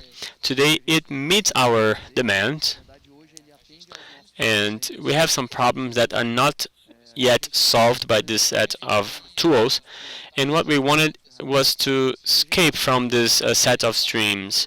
They have a complete tool, and we developed a work on it, but time is a problem for us, it's a difficulty for us, and the amount of people in the team. But the tools that I presented to you, just for you to have an idea, we have 3 people that are completely focused in a partial manner in the development of this tool. It sounds confusing, right? Completely focused in a partial time, so it's 3 people doing that. But anyway, we know that in the future we wish to share it, and we wait for the possibility to collaborate with everyone. What we have today ready, and I believe we can provide to in the current stage it is. The only request we can provide it for you. The only request for you to do is to the head of the task force, and because all the work that we do belongs to the prosecutor's office, General Federal Prosecutor's Office. So we fear that it can expose somehow the people that we were working with. But in general, the prosecutors do this analysis. The prosecutor's office of the state of Espírito Santo, for example, last year they received a tool from us. We had serious problem that came from Apple. We have a team. We have a colleague in the team that he works a lot with the telephonics area, and he came to adjust the data. For the guys from the state of Espírito Santo, I haven't received any feedback yet and how much this helped them, but we are open to your request, and during my presentation, as I mentioned, we accept volunteers. So if you want to help us out, we are always here with our doors wide open. Thank you, Antonio. Now I have two questions for Ricardo, one from Twitter, from Eric, and how do you know which federal real estate properties have been invaded? Is this part of the databases? Because I was in doubt about this, because I checked out these databases and there are many gaps, many problems. And the second question is, you talk about the inconsistencies between CAGED and the IRS's databases, different names, different dates of birth. So shouldn't the controller's offices punish the people who upload incorrect information? So shouldn't we slap them, yes, and make them work properly? And so if they type 11 zeros on the database to represent the individual taxpayers' money, shouldn't we punish these people? Well, first question, regarding the federal real estate properties that have been invaded by people and people are living there illegally, so we found the property, and without the possible situations, within the possible situations, we have somebody is living there illegally, and so we use the SPU's database. And so there is a signal that is issued by their system. And so they're going to do something about it. Maybe some properties are considered to have been invaded and they are not, and so there was a problem. They're going to try to solve this out. So regarding the second question, this was the first work that we did like this. And so we collected data and we collected information. And so we didn't want to punish anybody at the first moment. Our attitude was, we are going to share this with this. We are going to share this with some people. So in the case of CAGED, they're going to have to do something about it so that we can overcome this kind of inconsistency. And so the punishment is not being disregarded, but we thought that at first moment we are going to talk about this, and maybe this is going to be a strategy in the future to punish those who are not doing things correctly. I have a question for Patricia, Bruno, and Fabio. So I worked with the detection of problems, and there was a vague idea, it was an incipient idea to try to use this kind of tool and the results of this kind of tool to arrive at the grassroots movements or there. And so the auctioneer is using that during the bidding. So if there's something strange, the companies are in collusion and they're trying to commit a crime, and so something is going to go red on the screen, there's going to be a warning, and then the auctioneer is going to say, hey, something is wrong here. These companies, they have a weird history, they have been working together, they may be in collusion. And so I would like to ask you, so do you have any conversations or do you dialogue with the Ministry of the Economy to go for it until the last mile to prevent the collusion to happen, or even if it already happened, but to get the information actually as the collusion happens. Do you have any plan regarding this? Compassnet, the website for electronic public bidding, I heard that it is being reformed. And I know that there was a development of a panel of information of the competitors for the auctioneer to check the several information of them. But nothing integrated to the system yet. I demanded a suggestion to them. I submitted a suggestion to allow the auctioneer that many times he cannot interrupt the bidding process even when he sees there is a problem, because the agency needs to guarantee the provision of that product. But there should be a way for him to inform the different agencies. Who is he going to look for? The police, the prosecutor's office. So there must be a way to monitor this type of activity in real time.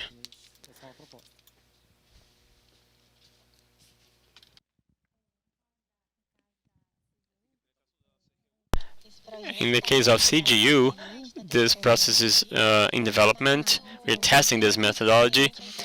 The idea of the superintendent Breno was to integrate it with Compassnet, the website for the public biddings. And this work that we're doing generated an audit, and we're working on it too. But the idea is not only to think of what happened, but to be aware of the renewals of the next purchases and procurement. So we need to check the companies that are participating. In some cases, we don't have a participation of the auctioneer. Sometimes the agencies that do not know what's happening. It's something among the companies. So when they send the public notice about the public bidding, they communicate with the agencies. So you keep renewing your contract with this company such and such, so be careful with them. But until now, there's nothing really done regarding this problem. On the side of the Federal Court of Accounts, one of the attributions is analysis of contracts after the bidding process. And we have some works of digital analysis that are still in the initial phase for this type of analysis. All right, thank you. There's a question here about CEPIF. It's a question from Twitter. Is there a possibility for the TCU to consolidate the payrolls as other agencies can do, like in the portal of transparency?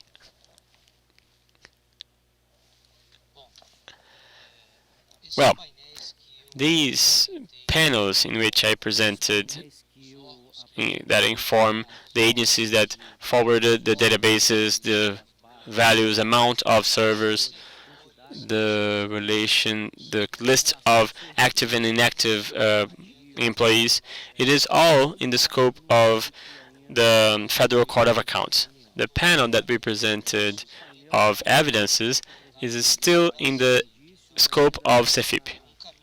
It is a path to be traveled, and we still don't have any provision, any idea of where it's going to be implemented, but it's going to be a reality in the future for sure. Thank you.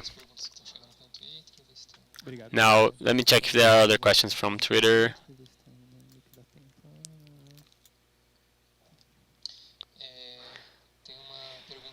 Well, there's a question regarding payrolls. Is it possible for the state typologies to be included in the e-pessoal system? Yes, there is.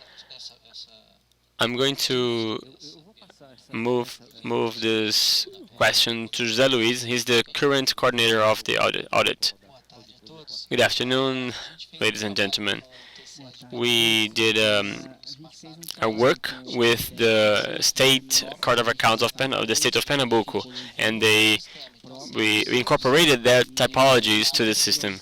It's possible to do. Of course, we have to put it in the same standard so that we can have the adequate availability of it in the system, but it doesn't seem to have a problem to incorporate technologies of state courts of account.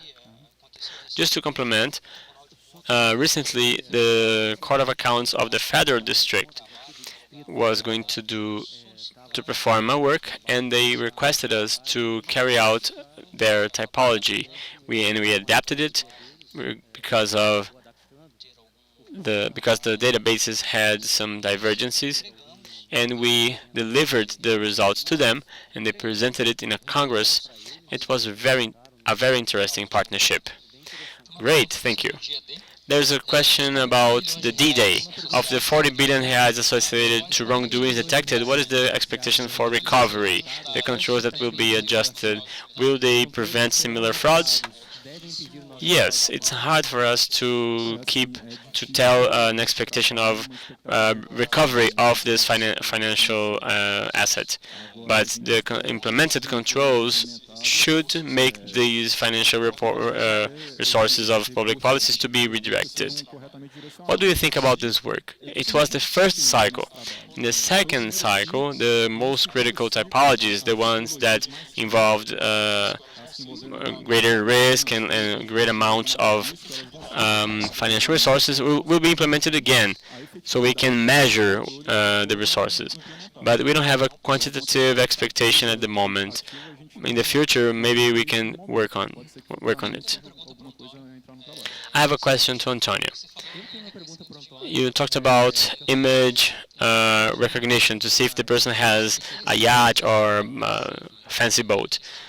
I heard some news about that, and there is a social media mining, and they check if the person declared an income of 10,000 reais in that year, but the person is traveling the world and sailing boats. So is there any cooperation from other agencies to avoid rework or use pre-trained models that they have? No. Regarding the images, we haven't had any knowledge of other agencies working on this. So I think we know that by need, the police needs that, the different types of police, but I don't know what type of software they use today. I know that in the federal police, in the data center, they have some technologies to do that, but for now there was no information of similar softwares for other agencies. We have trained models, and we can exchange information. We are open for exchange information with agencies. If you have a need for automatic processing of images, please come here, talk to us. We can exchange ideas. I'm really in favor to. Bruno is someone who really collaborates with me. We talk a lot, and I'm in favor of the idea of not reinventing the wheel. The goal of being here in this event, interacting with other agencies, is to see who is manufacturing wheels and who has the best model, the most advanced models, can have a joint work instead of each one making their own wheel. So that's what I have for now. I think we have time for one more quick question. It's my curiosity, actually, for Bruno and Fabio. How does the prioritization of investigation work? Depending on the filter that you use, is as if you were shaking a tree that has ripe fruit, but everything falls from this tree. There's a lot of wrongdoings. So companies that have the same, like 20 companies in the same phone number and address, and well, if you really go look for it, you have thousands and thousands of cases to study.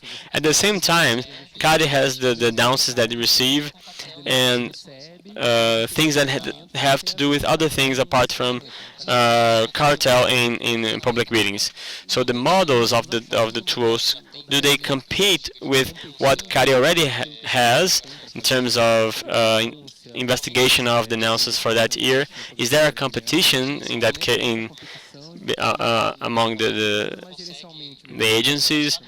How can the finding of a model be in the queue for investigation?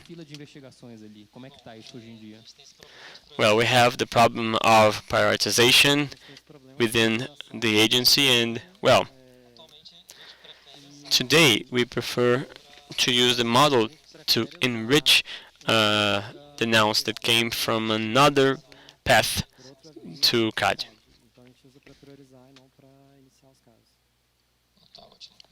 Well, been extremely intense with a panel with 5 presentations, and this panel is going to be a little lighter. We're only going to have 3 presentations, and we're going to start the first one that talks about signaling federal taxi gov suspicious rides with geoprocessing and anomaly detection. So I believe you're waiting for Christian Moria, right? You saw his name. But yesterday afternoon, Christian said, I'm not feeling okay, I'm too sick. He has an infection in his eyes, and even for your health, it would be complicated for him to come because this is a highly contagious disease. And so if Christian came here today, maybe everybody would be sick tomorrow. So let's go. Do you know TaxiGov? Have you ever heard of TaxiGov? Do you use it? TaxiGov is a service of the government that is fantastic, and it has revolutionized the way that we use transportation when we are on business here at the federal level. And I'm going to share with you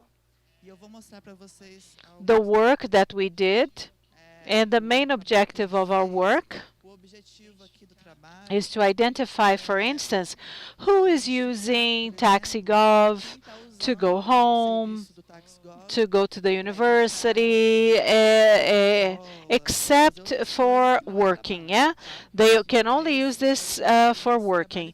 So suspicious rides are the ones that go to other places that are not related to work. And we use the word suspicious because they are suspicious. So sometimes it's a piece of information that was a mistake, and so sometimes this is not something concrete. It's still ongoing work, and Christian should be here. Unfortunately, he's ill and he couldn't come.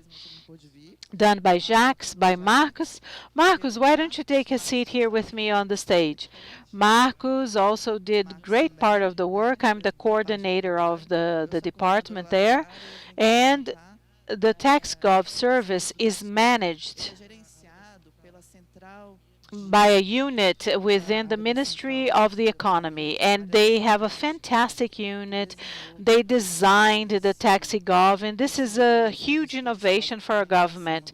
It brought to us an economy. Everybody's happy with the services, and so they meet the demands of 26 federal agencies. We have thousands and thousands of users, and we have many rides a month. So imagine we have 30,000 rides a month. 30,000 rides a month. We help about 16,000 users. It meets the demands of 26 government agencies. And so this has simplified the lives of our users and managers. So we had 2 options.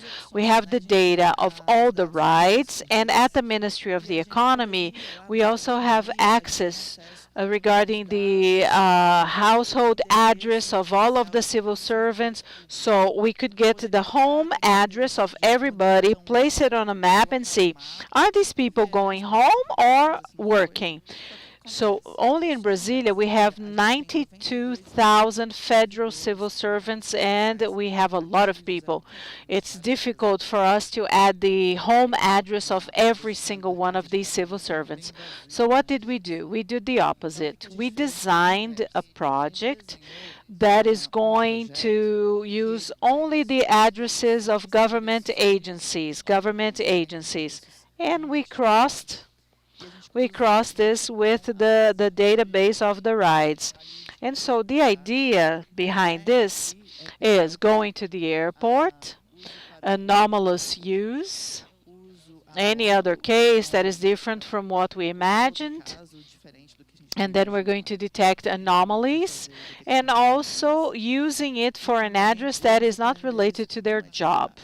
And so after all of the addresses that we know by heart, everything that is, and so anything that is outside here is suspicious. So we use Python, and the scripts that were generated we used for the geoprocessing with GeoPandas. And the main objective of this project, and as I mentioned before, it's still ongoing, is that at the end, we're going to have warnings for the managers, for the users, even for the users. Warnings saying the following: hey, pay attention. You took a ride that seems to be suspicious. You're going to be audited for this, and you're going to have to respond for this. So this kind of information, we want to automatize it using Airflow. And even to mention this with you, on Wednesday, we're going to have a workshop carried out by my colleagues at the ministry, and they are going to discuss the workflow. And it's really nice. So with this kind of information, the manager or the user can give us a feedback. For example, no, this ride to this address, I had a meeting there, I had a business meeting there, and so the ride is okay, and they have to prove that. Or they can confess, look, yes, oh, I made a mistake, I used the taxi gov, I had a personal ride, unfortunately I shouldn't have done that, and I want to pay it back. So sometimes, for instance, the user used the ride for something that he shouldn't, and then he issued the GRU and he paid it back with his own money. And the last, another example is one that is totally unacceptable. So the taxi company charged the ride that did not happen. And so we tell the taxi company, hey, what's going on? We didn't do this ride. We didn't take this ride. You have to remove it. We don't have this feedback yet. We want to implement this. And by doing this, we are creating a database with the suspicious rides and a database with the feedback of the people who assess the suspicious rides. And we are able to monitor everything. Now, I'm going to show to you what we did.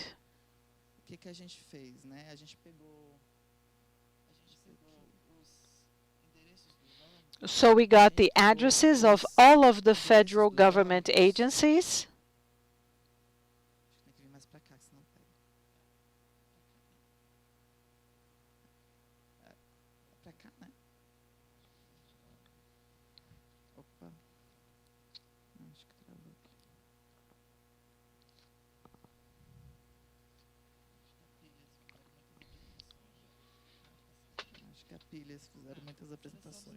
So selection of the data. So we selected 130,000 rides in the last 5 months. So we only analyzed the last 5 months to test the application. We have had TaxiGov since 2017. But to be faster, we only got these 5 last months, and we analyzed the distance, the duration of the ride, the latitude, the longitude, where they were, what was the origin of the ride, the destination of the ride, what time of the day it was, and we standardized all of these data. Remember that we have 2 databases. The other database of the federal agency addresses. It was a huge problem because we only had the address and the zip code, but we didn't have a point on the map. So we had to create the geocoding and transform the address into a point on this map. And we did that with GeoPandas, and we also used the Map Pay of Google so that we could check out all of the addresses. All of the addresses. Estourei o cartão de crédito lá do chefe. Enfim, a gente conseguiu trazer aí, não sei se ele tá assistindo. But we had the Google credits, and we didn't have to pay Google. Otherwise, we would have had to pay Google. So what happened? With this point on the map and the latitude, the longitude, the point is extremely precise, and this is very complicated. Imagine that the taxi is going to park or stop the taxi on the other side of the street, and then the point is not going to coincide or beside the agency, so we wouldn't have the point. So what did we do? We created the radius around the agency address so that we could give some flexibility, yes, for the taxi driver to stop beside the agency, near that agency, to see if the taxi driver was going to park near that address. And then, when we had this result and we analyzed it, there was a radius of 100 meters. And we saw that many of the points were close by. So you can see this here in Brasília, where we have all the ministries, the legislative branch, the hotel sector. So in the points that are extremely close, we decided to use polygons. And so we use the GeoJSON. It's really easy for you to do it. And you can test it. It's really, really cool. And then we designed, or we drew about 20 or 30 polygons. And with these polygons, we diminished the number of points and radiuses. And so I believe that the application became even faster. So the capacity of the application improved. And so we put everything on top of these maps. And so, what is the result? Are they using it to go home? So we have all of the points, all of the work addresses, and we have the radiuses of a business building, a commercial building that belongs to the federal government, and the other points, they are the origin or destination of the rides. This is just a sample. And on the other side, we have the south wing of Brasília and the north wing of Brasília. Because if you remember well, Brasília is like an airplane. And so were they arriving at the commercial areas, between the residential blocks, where were they going? And this was only a sample. So we noticed. Let's do on this side. So here we don't have all the addresses. Remember that we only have about 300 addresses. The addresses that we consider to be work addresses, they were only addresses that were registered at the Ministry of the Economy. And then we have the addresses of the executive branch agencies. So this address that we are here now, it's not on our database. In our database, we would have to include the judiciary branch, the legislative branch, the local government's addresses. And so this is something we're going to do now. This is our homework, to do this, to include other addresses and to draw other polygons. And we also decided to create a visualization to understand where are the rides concentrated. So this is a heat map of all of the taxi rides. And so here is in the downtown Brasília, and we hoped to have darker red here. And we started analyzing the rides that were happening outside the work addresses that we knew. And this is where they are concentrated. So I believe this is a shopping center we have downtown. It's called Conjunto Nacional. I don't know if there are government agencies there. I'm not sure. So maybe we can prioritize these heated areas to see, to map something. Have we forgotten any addresses? Esqueceu, né? Para colocar aqui na análise. And so up until now, we haven't used machine A learning. gente não fez nada. So we processed the data, we placed the points on the map, we created filters, and then we wanted to analyze the outliers. So I want a model with the detection of outliers or anomalies. And then here we're going to start using machine learning in a non-supervised way because we don't have a previous classification. This is the first time we're doing this, or something like this, or an analysis like this. And here we use Aqui a gente usou duas. one which is Uma que é usando a so we have the clustering, we use the Y factor, o outlier factor. and then we have the highest concentrations, the denser parts are the most common standards and patterns, and then in red we have the outliers or the anomalies, anything that was not expected. And so the outliers are the most distant points. This technique didn't work very well. Why? Why not? Because on our map, Brasília, there is a mix of business addresses, residential addresses, and everybody is together. So since E tal. Então ele não pega muito bem. Ele funciona muito bem quando a gente tem when we have rides to other cities, to outside of Brasília, it's okay. But the rides in the center of Brasília, they don't work very well. And so we decided to choose another technique, which is the isolation forest. The isolation forest gave us interesting results because we were able to better identify what we had in terms of anomalies.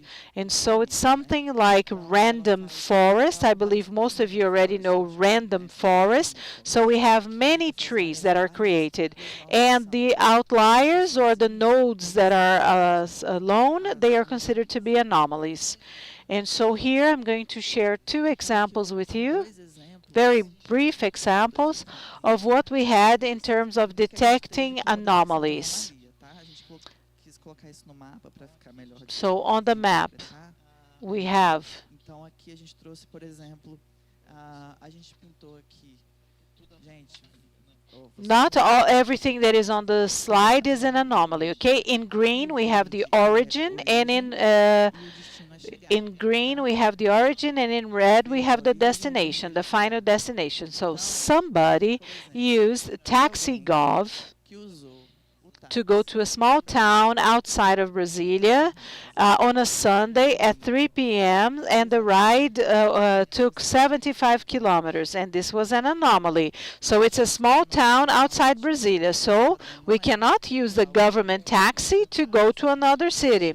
So usually we have rides in downtown Brasília, between the ministries, but then when you find something like this, você pega alguma coisa something must be investigated, yeah? But then maybe it was a work mission, a work appointment, another case. outro caso. Now you can see why the second technique of anomalies was really cool, was really nice. Because if I had used the other technique, I wouldn't have noticed this, the density. And here is downtown Brasília. There was a ride on a Tuesday. It left the center of Brasília, but they rode for 50 kilometers, and it started at 2 a.m. Começou às 2 horas da manhã. 2 a.m. So something is wrong, right? We have to investigate. And we have many other cases. Some people left 5 p.m. They ordered a taxi to go to a small town outside Brasília called Cristalina. And so we don't know. And we don't have the capacity to say, these rides were on business. These rides were personal. So we're going to get all of the results, hand it to the department that is responsible for monitoring these contracts, contracts, get in touch with the government agencies, and they are going to tag everything. Look, this ride was on business. No, this ride was not for business. This ride was charged from us, but it didn't happen. The results that we have had so far. Partial results only, okay, guys? So maybe when we add more polygons, when we add more addresses, we're going to have better results. So we were able to see that regarding suspicious rides, almost all agencies have suspected rides. So none of the agencies concentrate the number of the rides. So this is just 1% of what we could get in the outliers. So this amount of bad use of the service. Well, that is, we think it exists, so we need to confirm. Also, the amount of people requesting, so it's a small part of the users, 3% of the users that have this suspicion of bad use of taxis. In the above part, I put as the result of what we did in the anomaly detection using machine learning.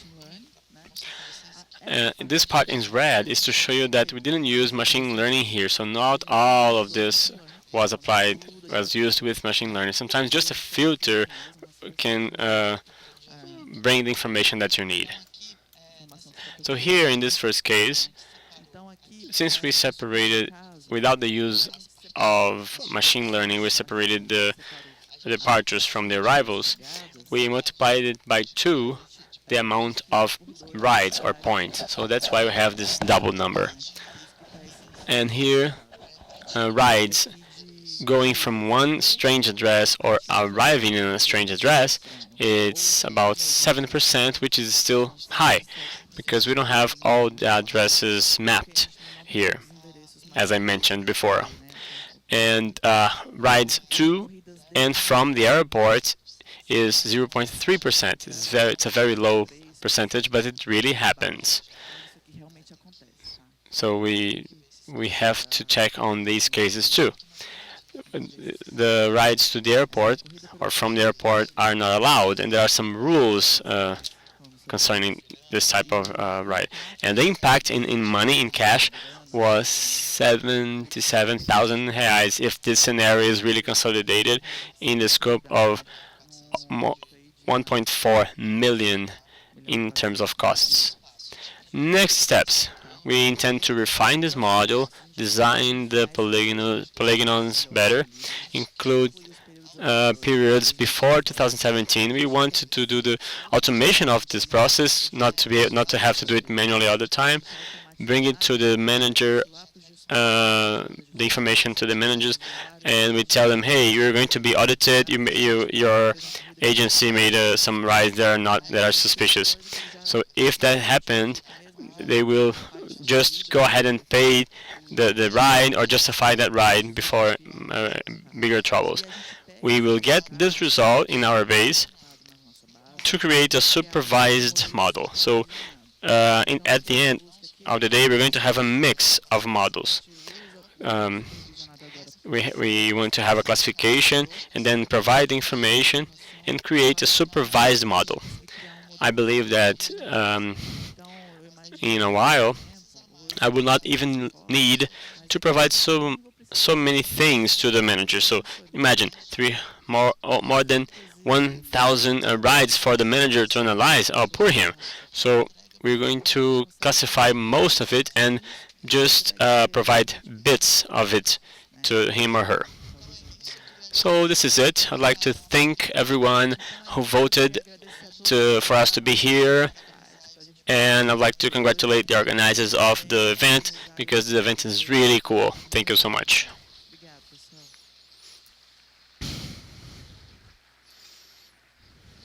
Thank you, Deborah. Now, let's call our next speaker, Evandro Taquari, from the Laboratory of Image Processing and Geoprocessing of LAPIC in the University of Goiás. He's going to present, his presentation is about deep learning for accurate identification of deforestation through the use of high-resolution satellite images.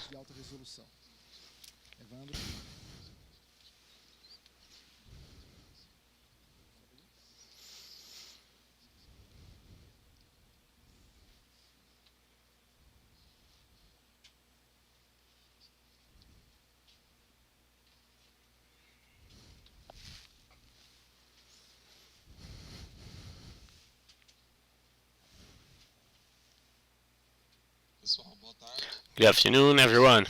My name is Evandro. I'm a student of the Masters of Science, Computer Science from the Federal University of Minas Gerais, and I'm also connected to LAPIG, the laboratory of the university.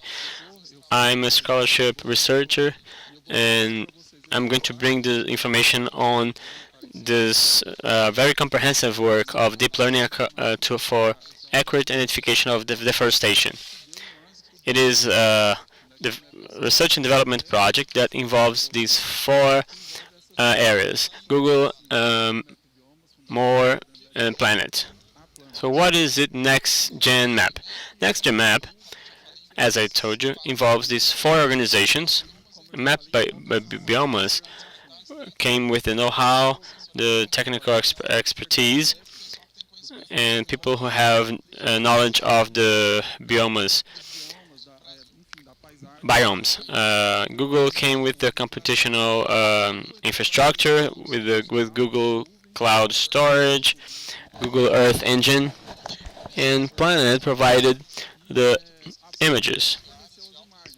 There are high-resolution spatial images for of 3 to 5 meters each pixel, and I'm going to tell you how this work happened. Oh, and the foundation, Morgan and Moore, they are the founders of Intel company. They used images from this constellation of nano satellites. They are very small satellites who are the size of a shoebox, and the advantage of them is the number.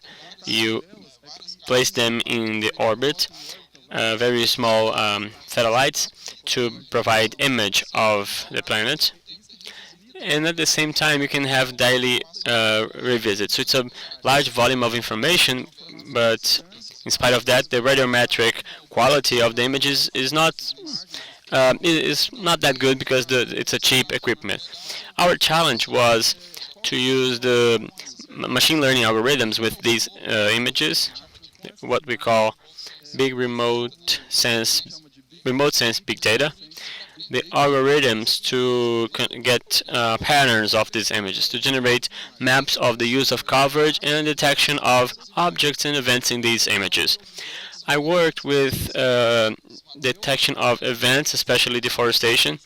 Tomorrow, Leandro from the LAPIG will talk about the detection of objects in geocontrol, and also maps of views and coverage.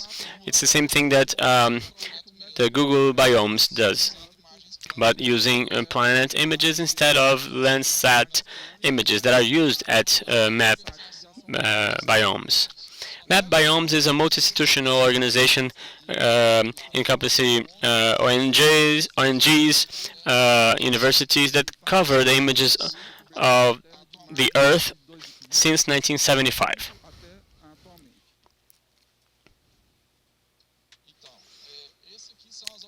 These are the machine learning approaches that were used. We worked with random forests, neural networks, conventional neural networks, and LSTM. Random forest was used for the coverage, and it is a more traditional, or what we call shallow approaches. The neural networks are deep learning, an approach to collect hierarchic information and semantic information that is more relevant on the data, but in a more refined way. The convolutional neural networks does the spatial analysis of the images. They can identify spatial features to identify coverages, objects of change events.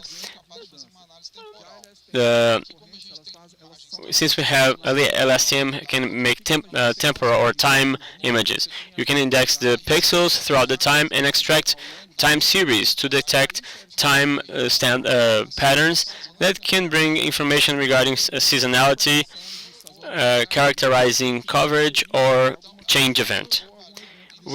Initially we worked in this region. It is a chart from the Geographic and Statistic Institute of Brazil. It is in Goiás. It encompasses 35 municipalities and has 5,000 square meters.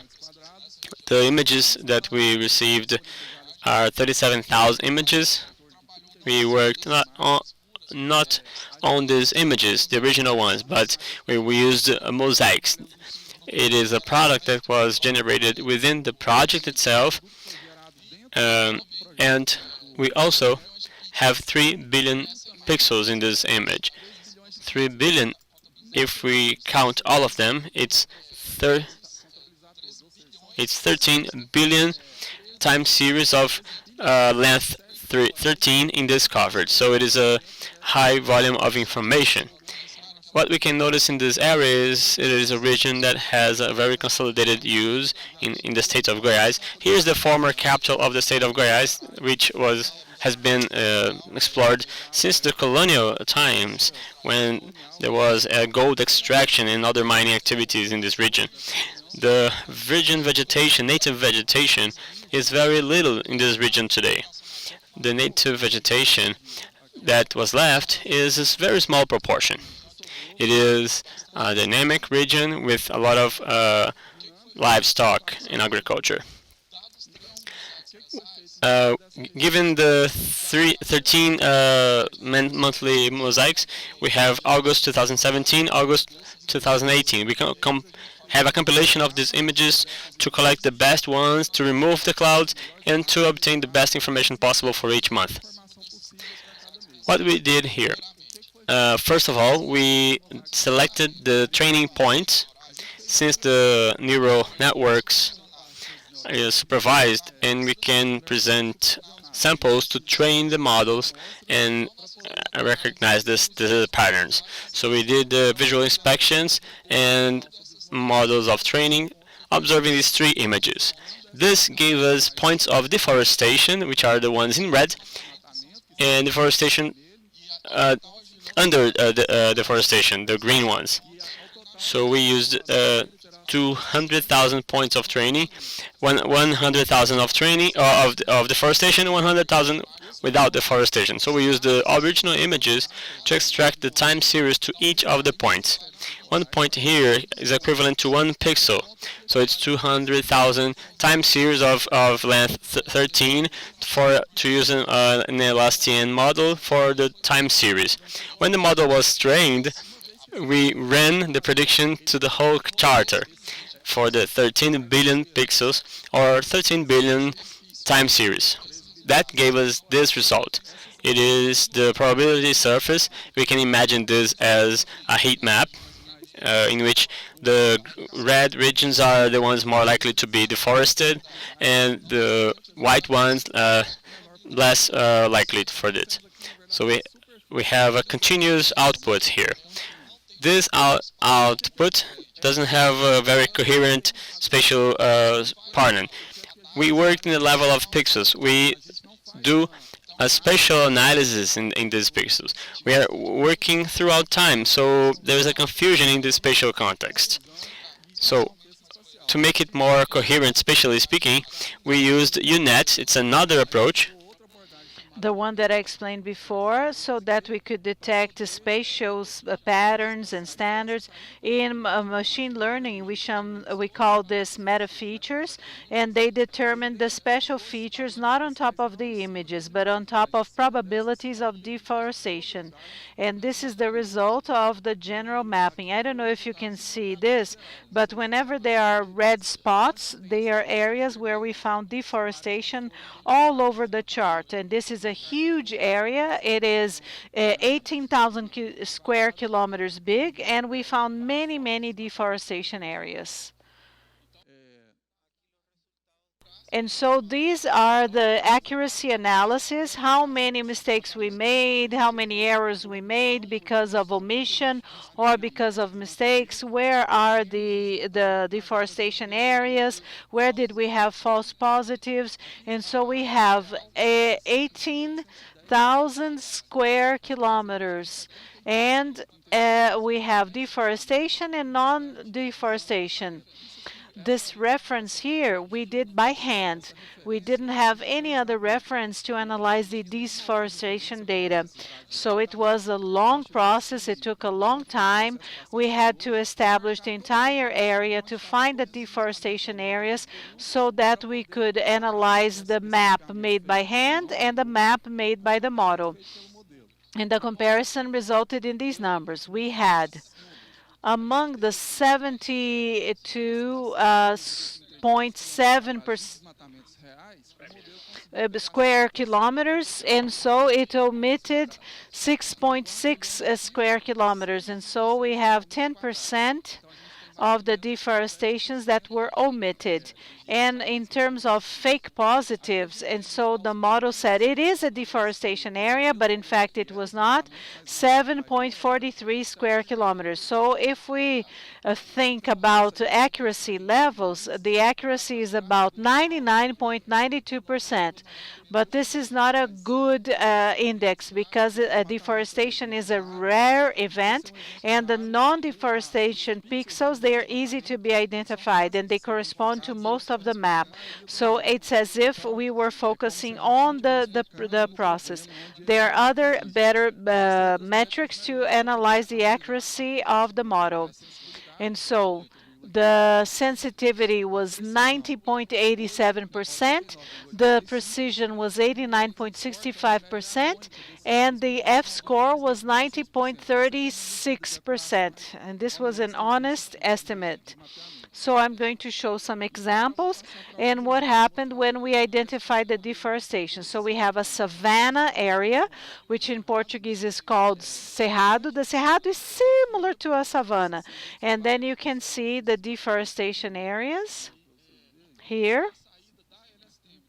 And what was the LSTM? So where we have the red stains is where the model determined that there was a higher probability of being deforestation.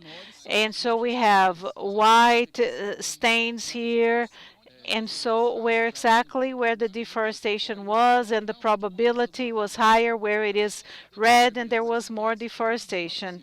And so we segmented everything semantically so that we could identify clearly what was the deforestation. And we identified these regions, eliminating. And this is the end of the model, and we have huge deforested areas here. Here we have more grasses or low bushes, vegetation that are small, not even using the eyes we can identify here. And here we have deforestation that happened in APPs, which is permanent preservation areas, and deforestation can never ever happen in these areas. And so the vegetation here is called borundu. It is hills where the native vegetation grows here.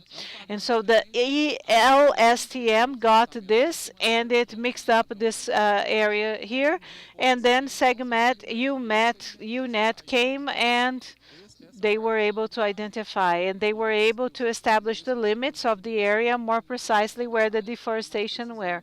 And there were more false positives. And so here we have the cerrado, the savanna.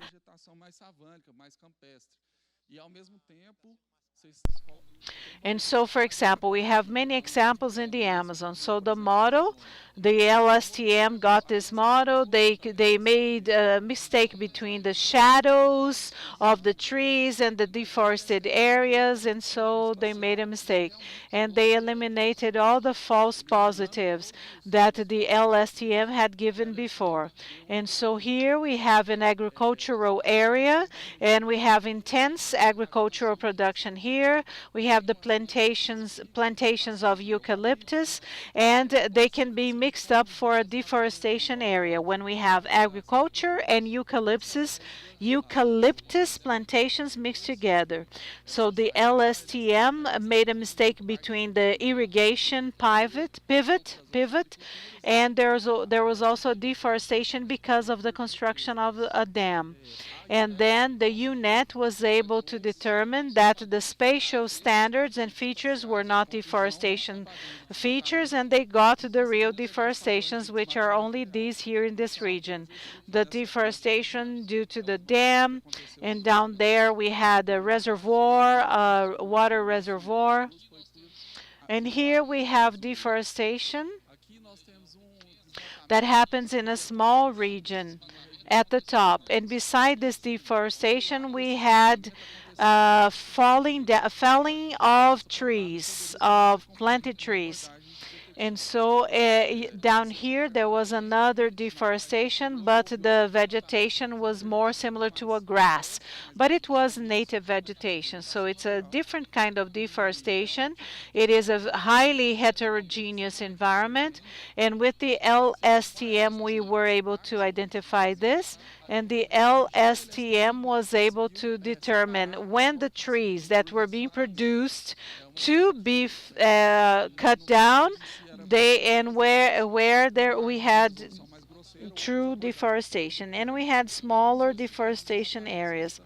So if we did the semantic segmentation, this would be the output of the model. So you have the real deforestation here, the trees that were planted as a production, and the last example was we had trees here that were cut down, but the producer did that on purpose. Maybe there was a premature felling of the trees, and this is difficult for us. And then during the training we use this. So the LSTM gave this output, and there was a big confusion here because of the LSTM. And you can see the patterns that are many white stains. So it was not the kind of deforestation of the meta characteristics, which was the temporal analysis. And we also had huge deforestation situations of the vegetation that is around the springs of the river, the protection around the rivers. And this deforestation near the rivers was also identified. And so by a UNET and by the LSTM, and it segmented these two larger deforestations, and we had the riparian forest there, and it eliminated the confusion caused by the trees that are produced to be cut down to produce wood. And so it was able to separate deforestation from planting trees for production. And we are comparing it to the Prólice Cerrado, which is the official system that the government does to determine what is the loss of native vegetation and forest. And we compared for this region what was given by PRODES to our model. And you can see an example. I'm going to explain this darker area. This darker area is an anthropic mask. The PRODES only works outside this anthropic mask. And so the PRODES, they enter the anthropic mask and they don't go back there. They only analyze the areas that were never deforested since the beginning of the program. So to do things, I created a mask and I used the deforestation polygons, and I only use this outside the mask. Here in red you see the PRODES in white and the polygon of our model. You can see there was deforestation, but the deforestation that happened here, PRODES could not delimit with very much precision. There were some smaller regions of deforestation that PRODES could not detect because it works with a more deficient resolution, and here it underestimated the deforestation region. And here it's another case of deforestation in which prods was coinciding to our model. This is what is normal. The most part of the deforestation, when they are larger, the coincidence among them is quite high. Now here are the final considerations. We need to evaluate the advantages and limitations of this approach in a production environment. This is the product of research that was carried out in a university, but it's not ready to be operational. There is a need for more research in order for this research become a real product to be used operationally.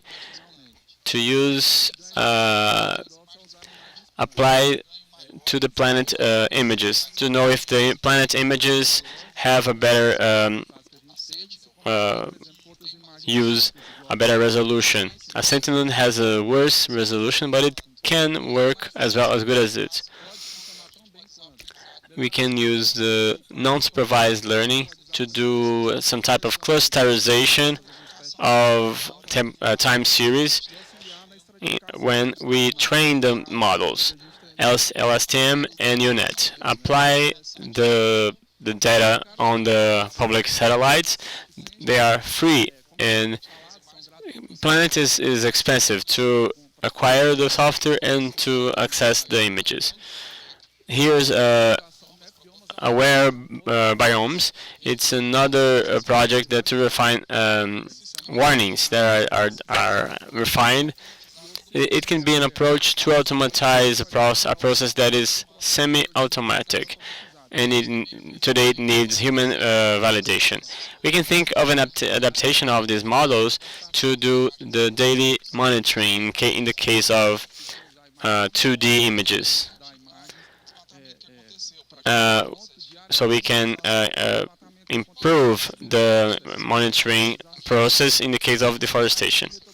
Here, in this reservoir, we can make available to any person who gets in touch with us. We can provide more information and provide monthly mosaics, so we can get in touch with us, and we are available to assist you. Thank you so much.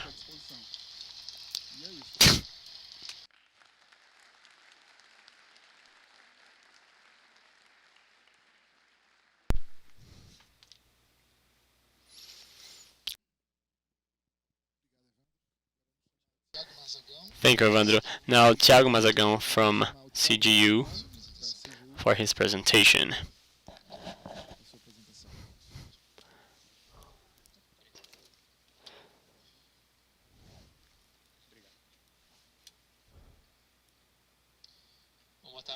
Good afternoon. I promise I will try to respect the specific time. I know we don't have a lot of time.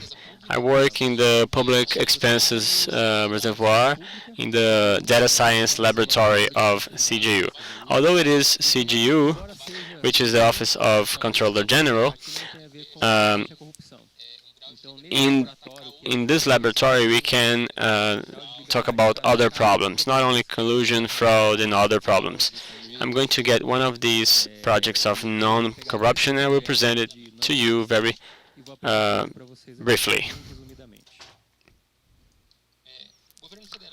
Federal government is the biggest owner of properties in Brazil. It has over 700,000 real estates and properties, houses, apartments, riverside properties, lands, and etc. But the federal government manages really badly this patrimony, not because of incompetence, but because it's really hard to manage 700,000 properties. And the problem that exists in this work is for the government to know how much each of these real estates are worth, to quantify this. We don't know how much is the real estate patrimony of federal government. We know how many properties there are, but we don't know how much each of them is worth, and we don't even know how much they are worth in the total.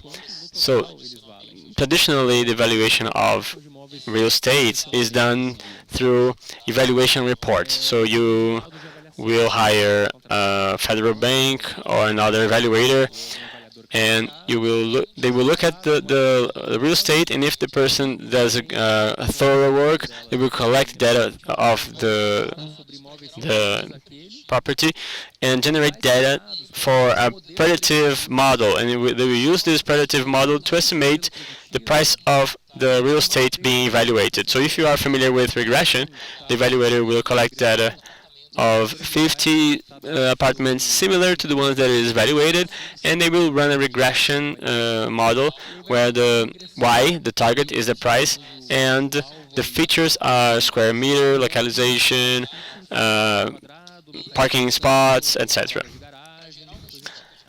This link will generate prices estimate for the apartment that they are evaluating. This process is quite manual. It takes a long time, takes a lot of work, and this report is also very expensive for the public administration. It's got a report, for example, costed 40,000 reais to do all this work.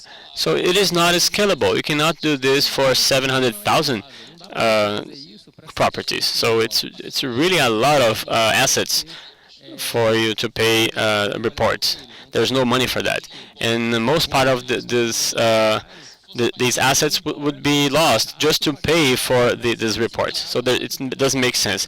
But how can we solve this problem, or even try to start solving this problem?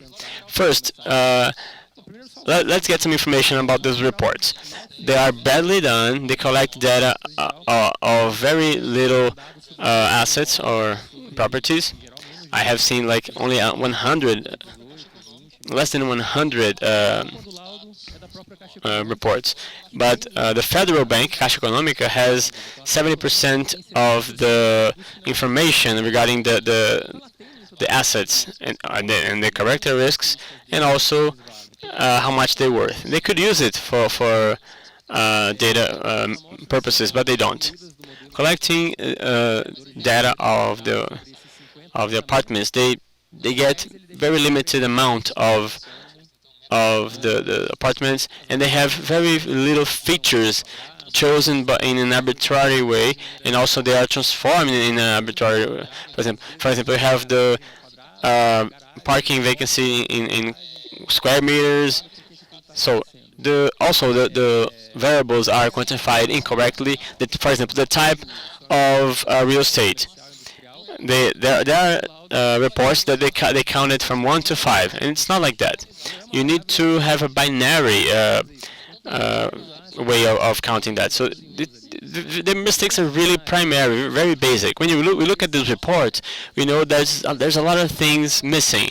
But these are not the worst problems. I think the worst problem is that there's no separation of the samples of the real estates using that regression of training samples and test samples. So, for example, they get data of 40 real estates, and they include it in a regression to estimate the real estate they are evaluating, without any attempt of evaluate the performance of this model. What is the normal mistake of this prediction? Is it 10,000 reais or 100,000 reais, 1 million reais? We don't know about this model. We are like blind about it. So the potential loss of that is really gigantic. And when you show that to the evaluators, they respond to you with a graph like this, compare the estimated price to that model to the realistic price, the observed price. But they do this using the same samples that they used to train the model in the first place. So it's not worth. It is not, doesn't make sense. It's wrong. You cannot do this.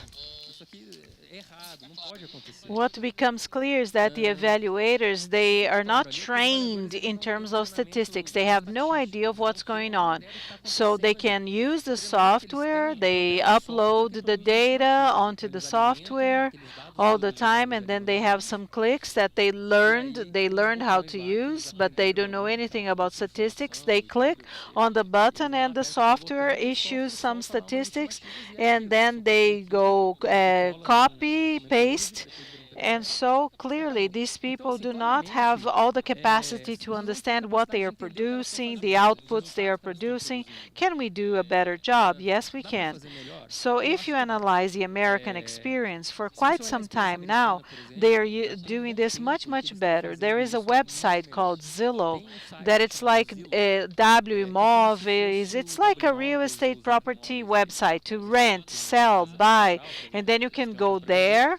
You tell people, this is my house, it has 100 square meters, and I'm asking 100,000 reais. And so they have existed for over 10 years, and so, no, for over 5 years. And so they have this real estate website to sell, buy, rent real estate, and they are collecting samples that you can use so that you can train a model. And this model can tell you how much is my real estate property worth. And so it's a website. They only advertise real estate properties and say, hey, if we already have all of this information, we can use this to give prices to our properties. And they started doing that. And they created a product a few years ago called Zestment, which is a website. It's a page, and then you upload the characteristics of your real estate property, and you receive a price estimate. So this house with these features is worth XX dollars. And so they have automated the way they analyze and estimate the price of properties. Of course, it's not perfect. Sometimes the price is an overprice. Sometimes it's an underprice. And why can't we do this in Brazil? Why can't we not automate the estimation of the 700,000 properties that the federal government has? Well, we have information. We have the websites. We have Zap Real Estate. We have W Real Estate. We have Mercado Livre, we have OLX, and then we can create a mini robot, and then we estimate and process all the data. And then we have the HTML, and then you can create a data set that is extremely organized, and you're going to have the raw materials to feed your forecasting model. And so there is a script here. I just wanted to have a pilot project to test it to see how feasible the idea is. I'm not trying to give prices to the 700,000 properties. I only wanted to use a small sample. So I got W, a real estate, and I used the script. And at the end, I was able to get a sample with over 15,000 properties in the federal district and in the state of Goiás. And then 85% was for the training and the validation, 15% was the test. And the price was based on the area of the real estate, the location, and these were the results. I tested different algorithms, I tried different feature sets. I was analyzing the absolute average error, something that was impacted by the market's prices. So too high prices, too low prices. And so the errors for above or beneath, they were different. And so the best result that I had was by using random forest. And the median absolute error was 8.14%. And this was the average price in our data set. This with the validation data set.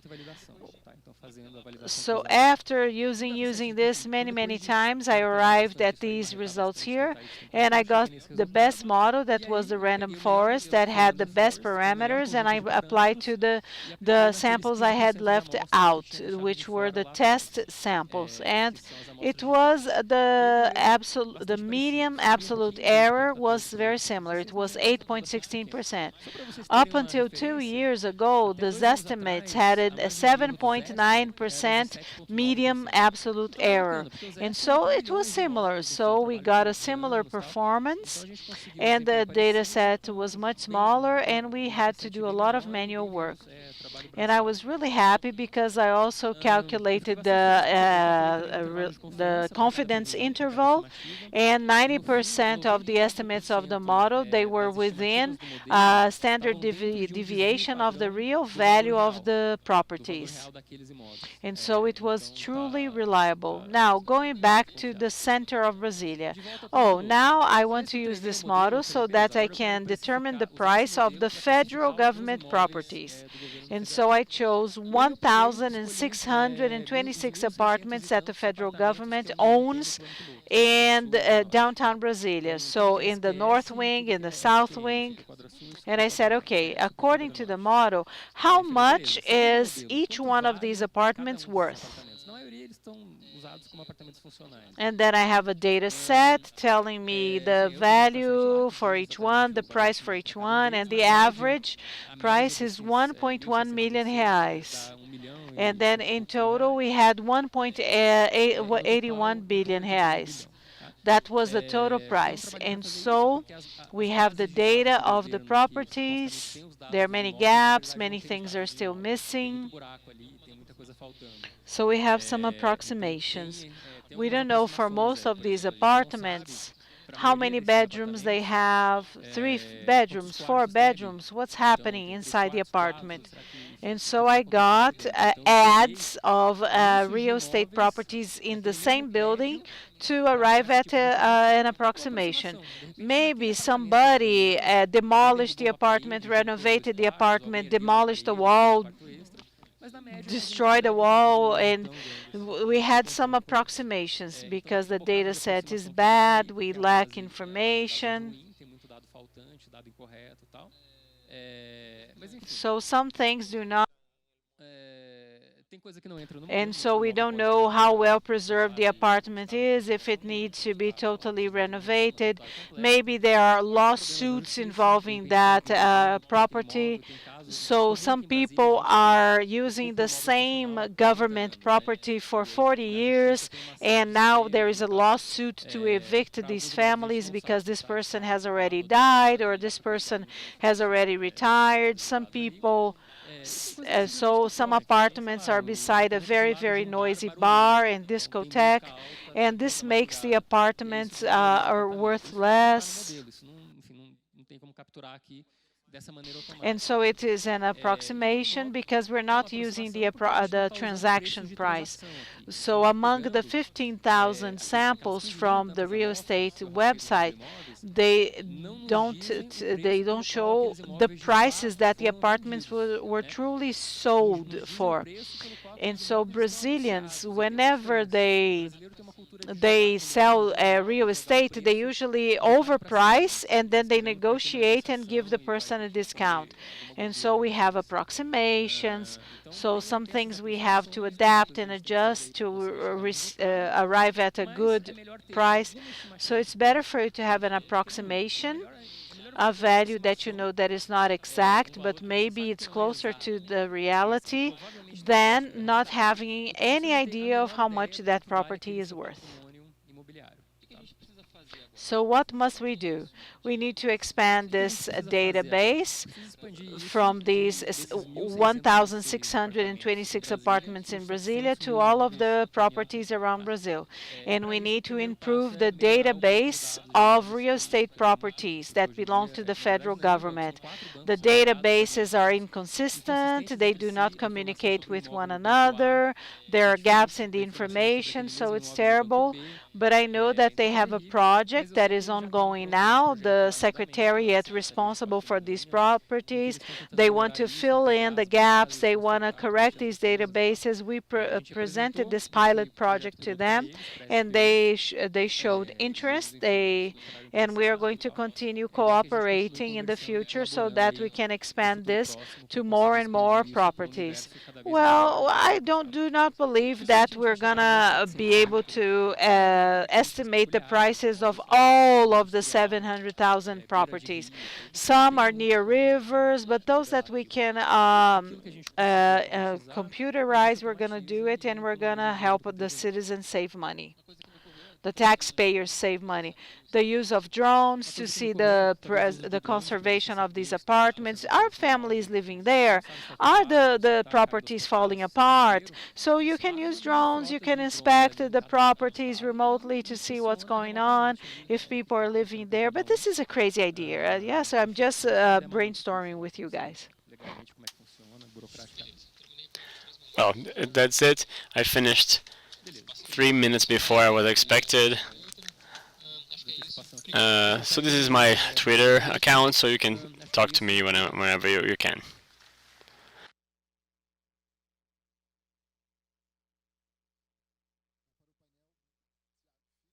Now let's speak to all the members of the panel. So Thiago stays here, and please, Débora Reis and Leandro, come back to the stage for the Q&A session.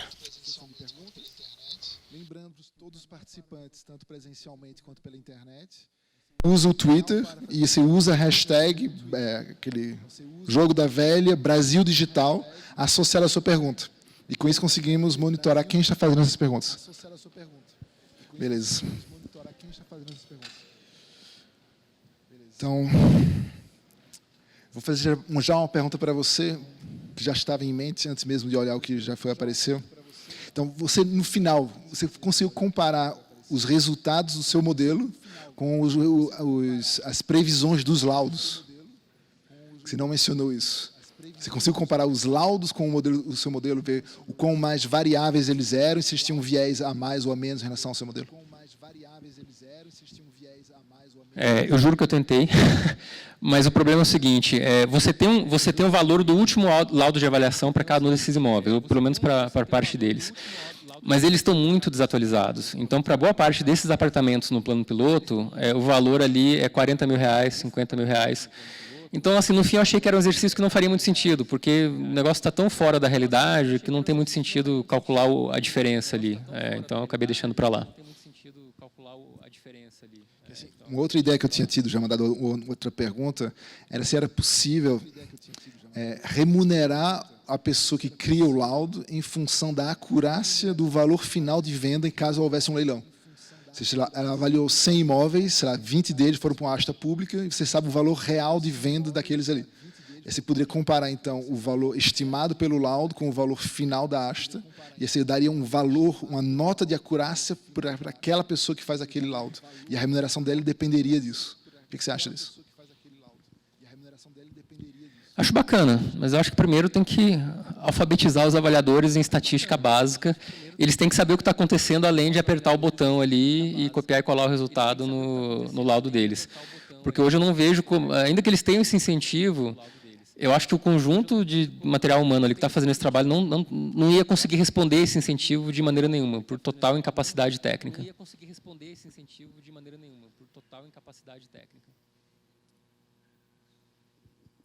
Uma pergunta para o Evandro.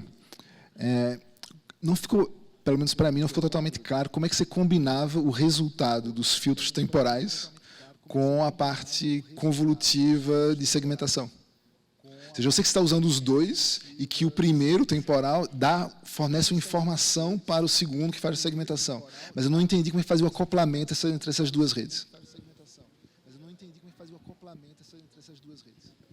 Esse acoplamento ele é feito de forma independente. É uma abordagem híbrida, mas não está acontecendo na mesma rede neural. Não é a mesma estrutura neural. Então, a saída da LSTM ela é feita por pixel, a nível de pixel. Então, eu gero raster calculando séries temporais, pixel a pixel da região processada, E depois que tiver gerado esse raster, que ele é, na verdade, uma superfície de probabilidade de desmatamento, eu uso ele como entrada da LSTM para poder identificar esses padrões. Então, por exemplo, independente da abordagem que usou uma superfície de probabilidade, eu poderia usar a minha LSTM treinada, a minha UNet treinada para detectar esses padrões espaciais da mesma maneira. Então, são abordagens, de certa forma, independentes, pensando nesse sentido. Mas existe também a possibilidade de colocar as duas numa estrutura só, mas existe uma desvantagem em relação a isso, porque é bom que a gente veja o mapa de calor de desmatamento antes, para ter mais informações, porque às vezes a UNet ela não consegue pegar todos os padrões espaciais, e até para poder também ter um direcionamento, uma indicação de onde você precisa fazer o segundo processamento, né, da UNet. Às vezes você tem lá, separa o seu raster em tiles, tem tiles que não tem nenhuma saída de probabilidade de desmatamento. Aí você ignora eles e processa só os que têm mais informação da primeira etapa. Dessa forma você economiza processamento.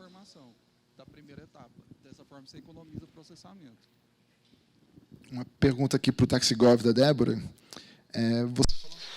You mentioned the possible economy of 77,000 reais. Was there a cost benefits analysis in the project that we developed here? Well, we started to do this project. It's been 2 months, something around this, with a team of 4 people.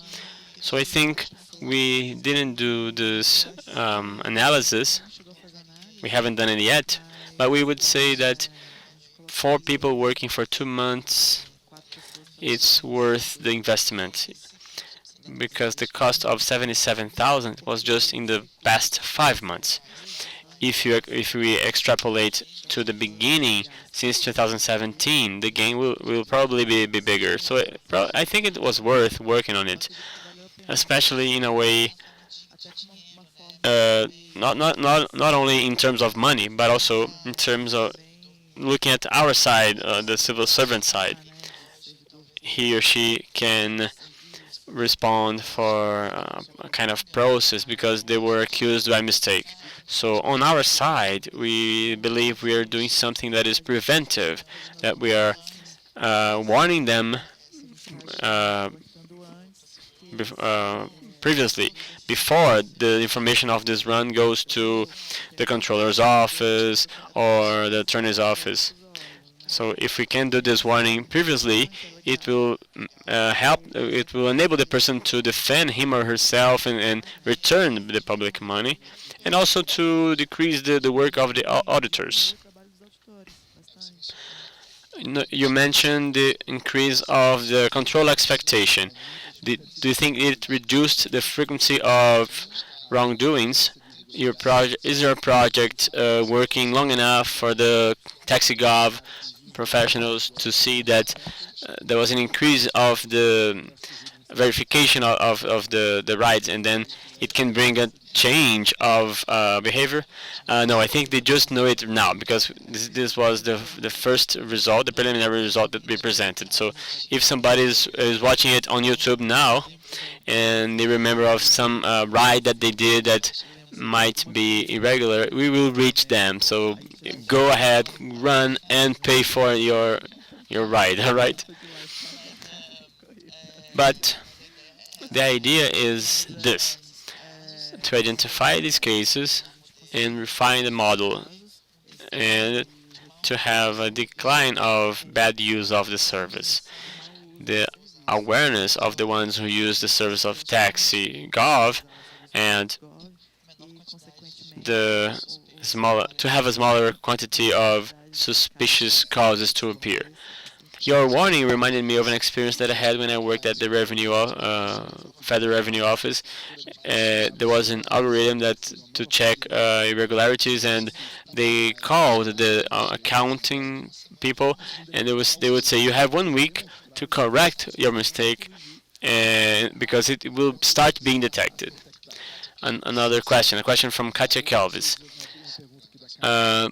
Is there any detection for anomalies for TaxiGovs in a non-supervised way? Will they have the result of clusterizations? The second technique, the technical resolution force, has two approaches. It can be supervised or non-supervised. In our case, we didn't use the result we had with clusterization. When we applied the resolution forest, we used the non-supervised version of it as well.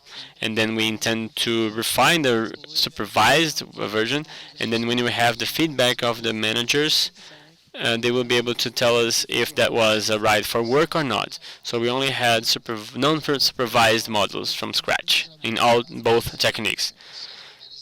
And the next question, were the anomalies validated, and if you have an estimate for false positives?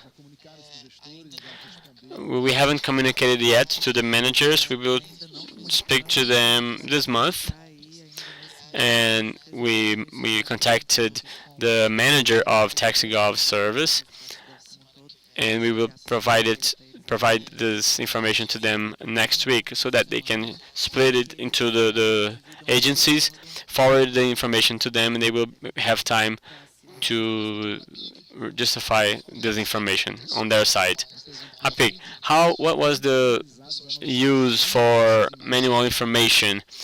Was there a delineation of polygon of deforestation? Was there a level of redundancy to validate the coherence of the note-taking?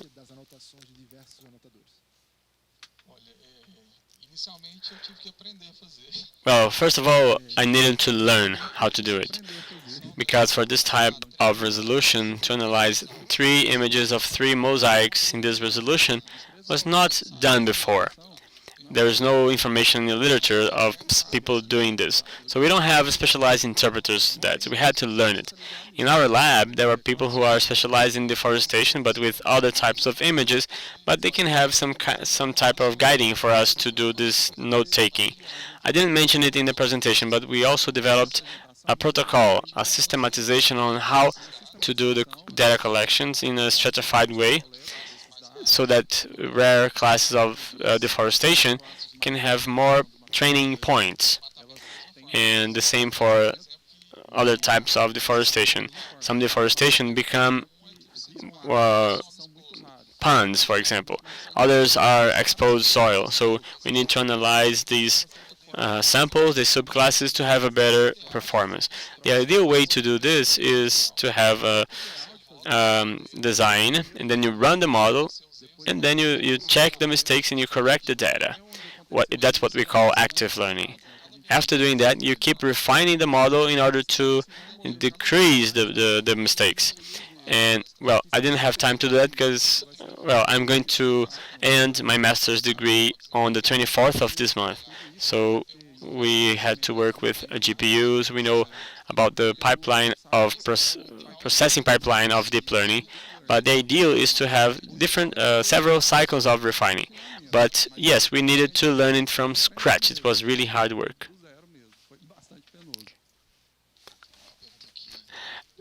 A question now to Thiago.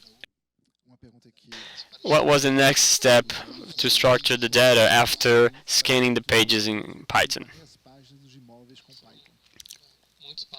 Many steps, because you have people who are lazy, and when they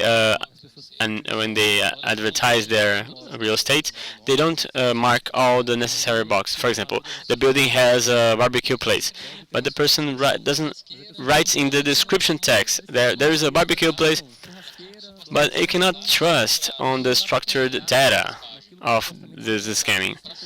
So what we did was to get the description of the real estate and search for the keywords. When we talk about sauna or barbecue place, TV, CCTV, and based on this, we identify the real estates that have this type of attribute, and then I could create a nice data set. So this was the other step. Now, thinking of the past projects that you made, you have analysis code. So you have the tracing of the website and then the processing. Yeah. in my personal website, there is information, and there is also paper that we sent to a journal, and we're waiting for the result, if it's going to be published or not, if there will be a revision of this paper.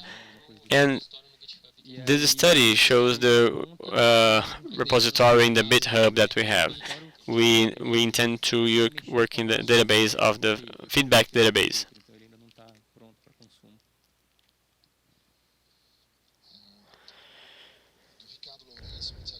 Now, to Thiago Mazagão, did you have any attempt to evaluate rural real estates in Banco do Brasil Bank? That's a good idea. I didn't know about this system. I will look for it. But no, we didn't look at rural real estate. Only the real estate here in the surrounding area of the center of Brasília. Do you intend to cross-reference of the data with another database to have a predictive analysis? What type of metadata do you use?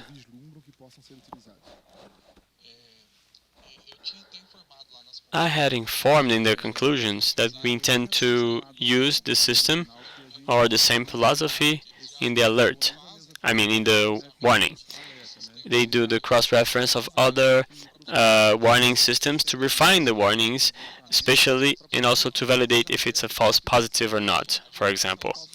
We intend to use a slide, and I showed a brief comparison with broads, and well, probably the area of deforestation in prods is underestimated because they cannot get small deforestation areas. And the area that I worked has a lot of these areas. It is a very consolidated area, so very little native forest areas exist today. So the sum up of these small deforestation areas increases the total number of deforestation in the area. This is one of the comparisons that we can do. But for now, the only analysis that we did without any conclusion were these.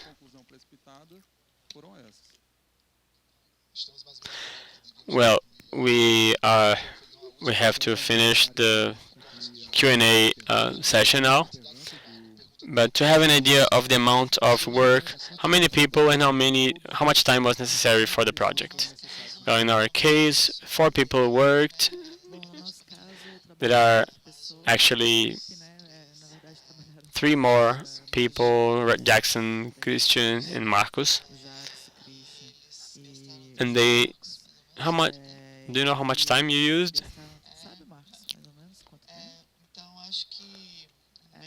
So I think 1 month, 1.5 months to do the whole training. I think it was that.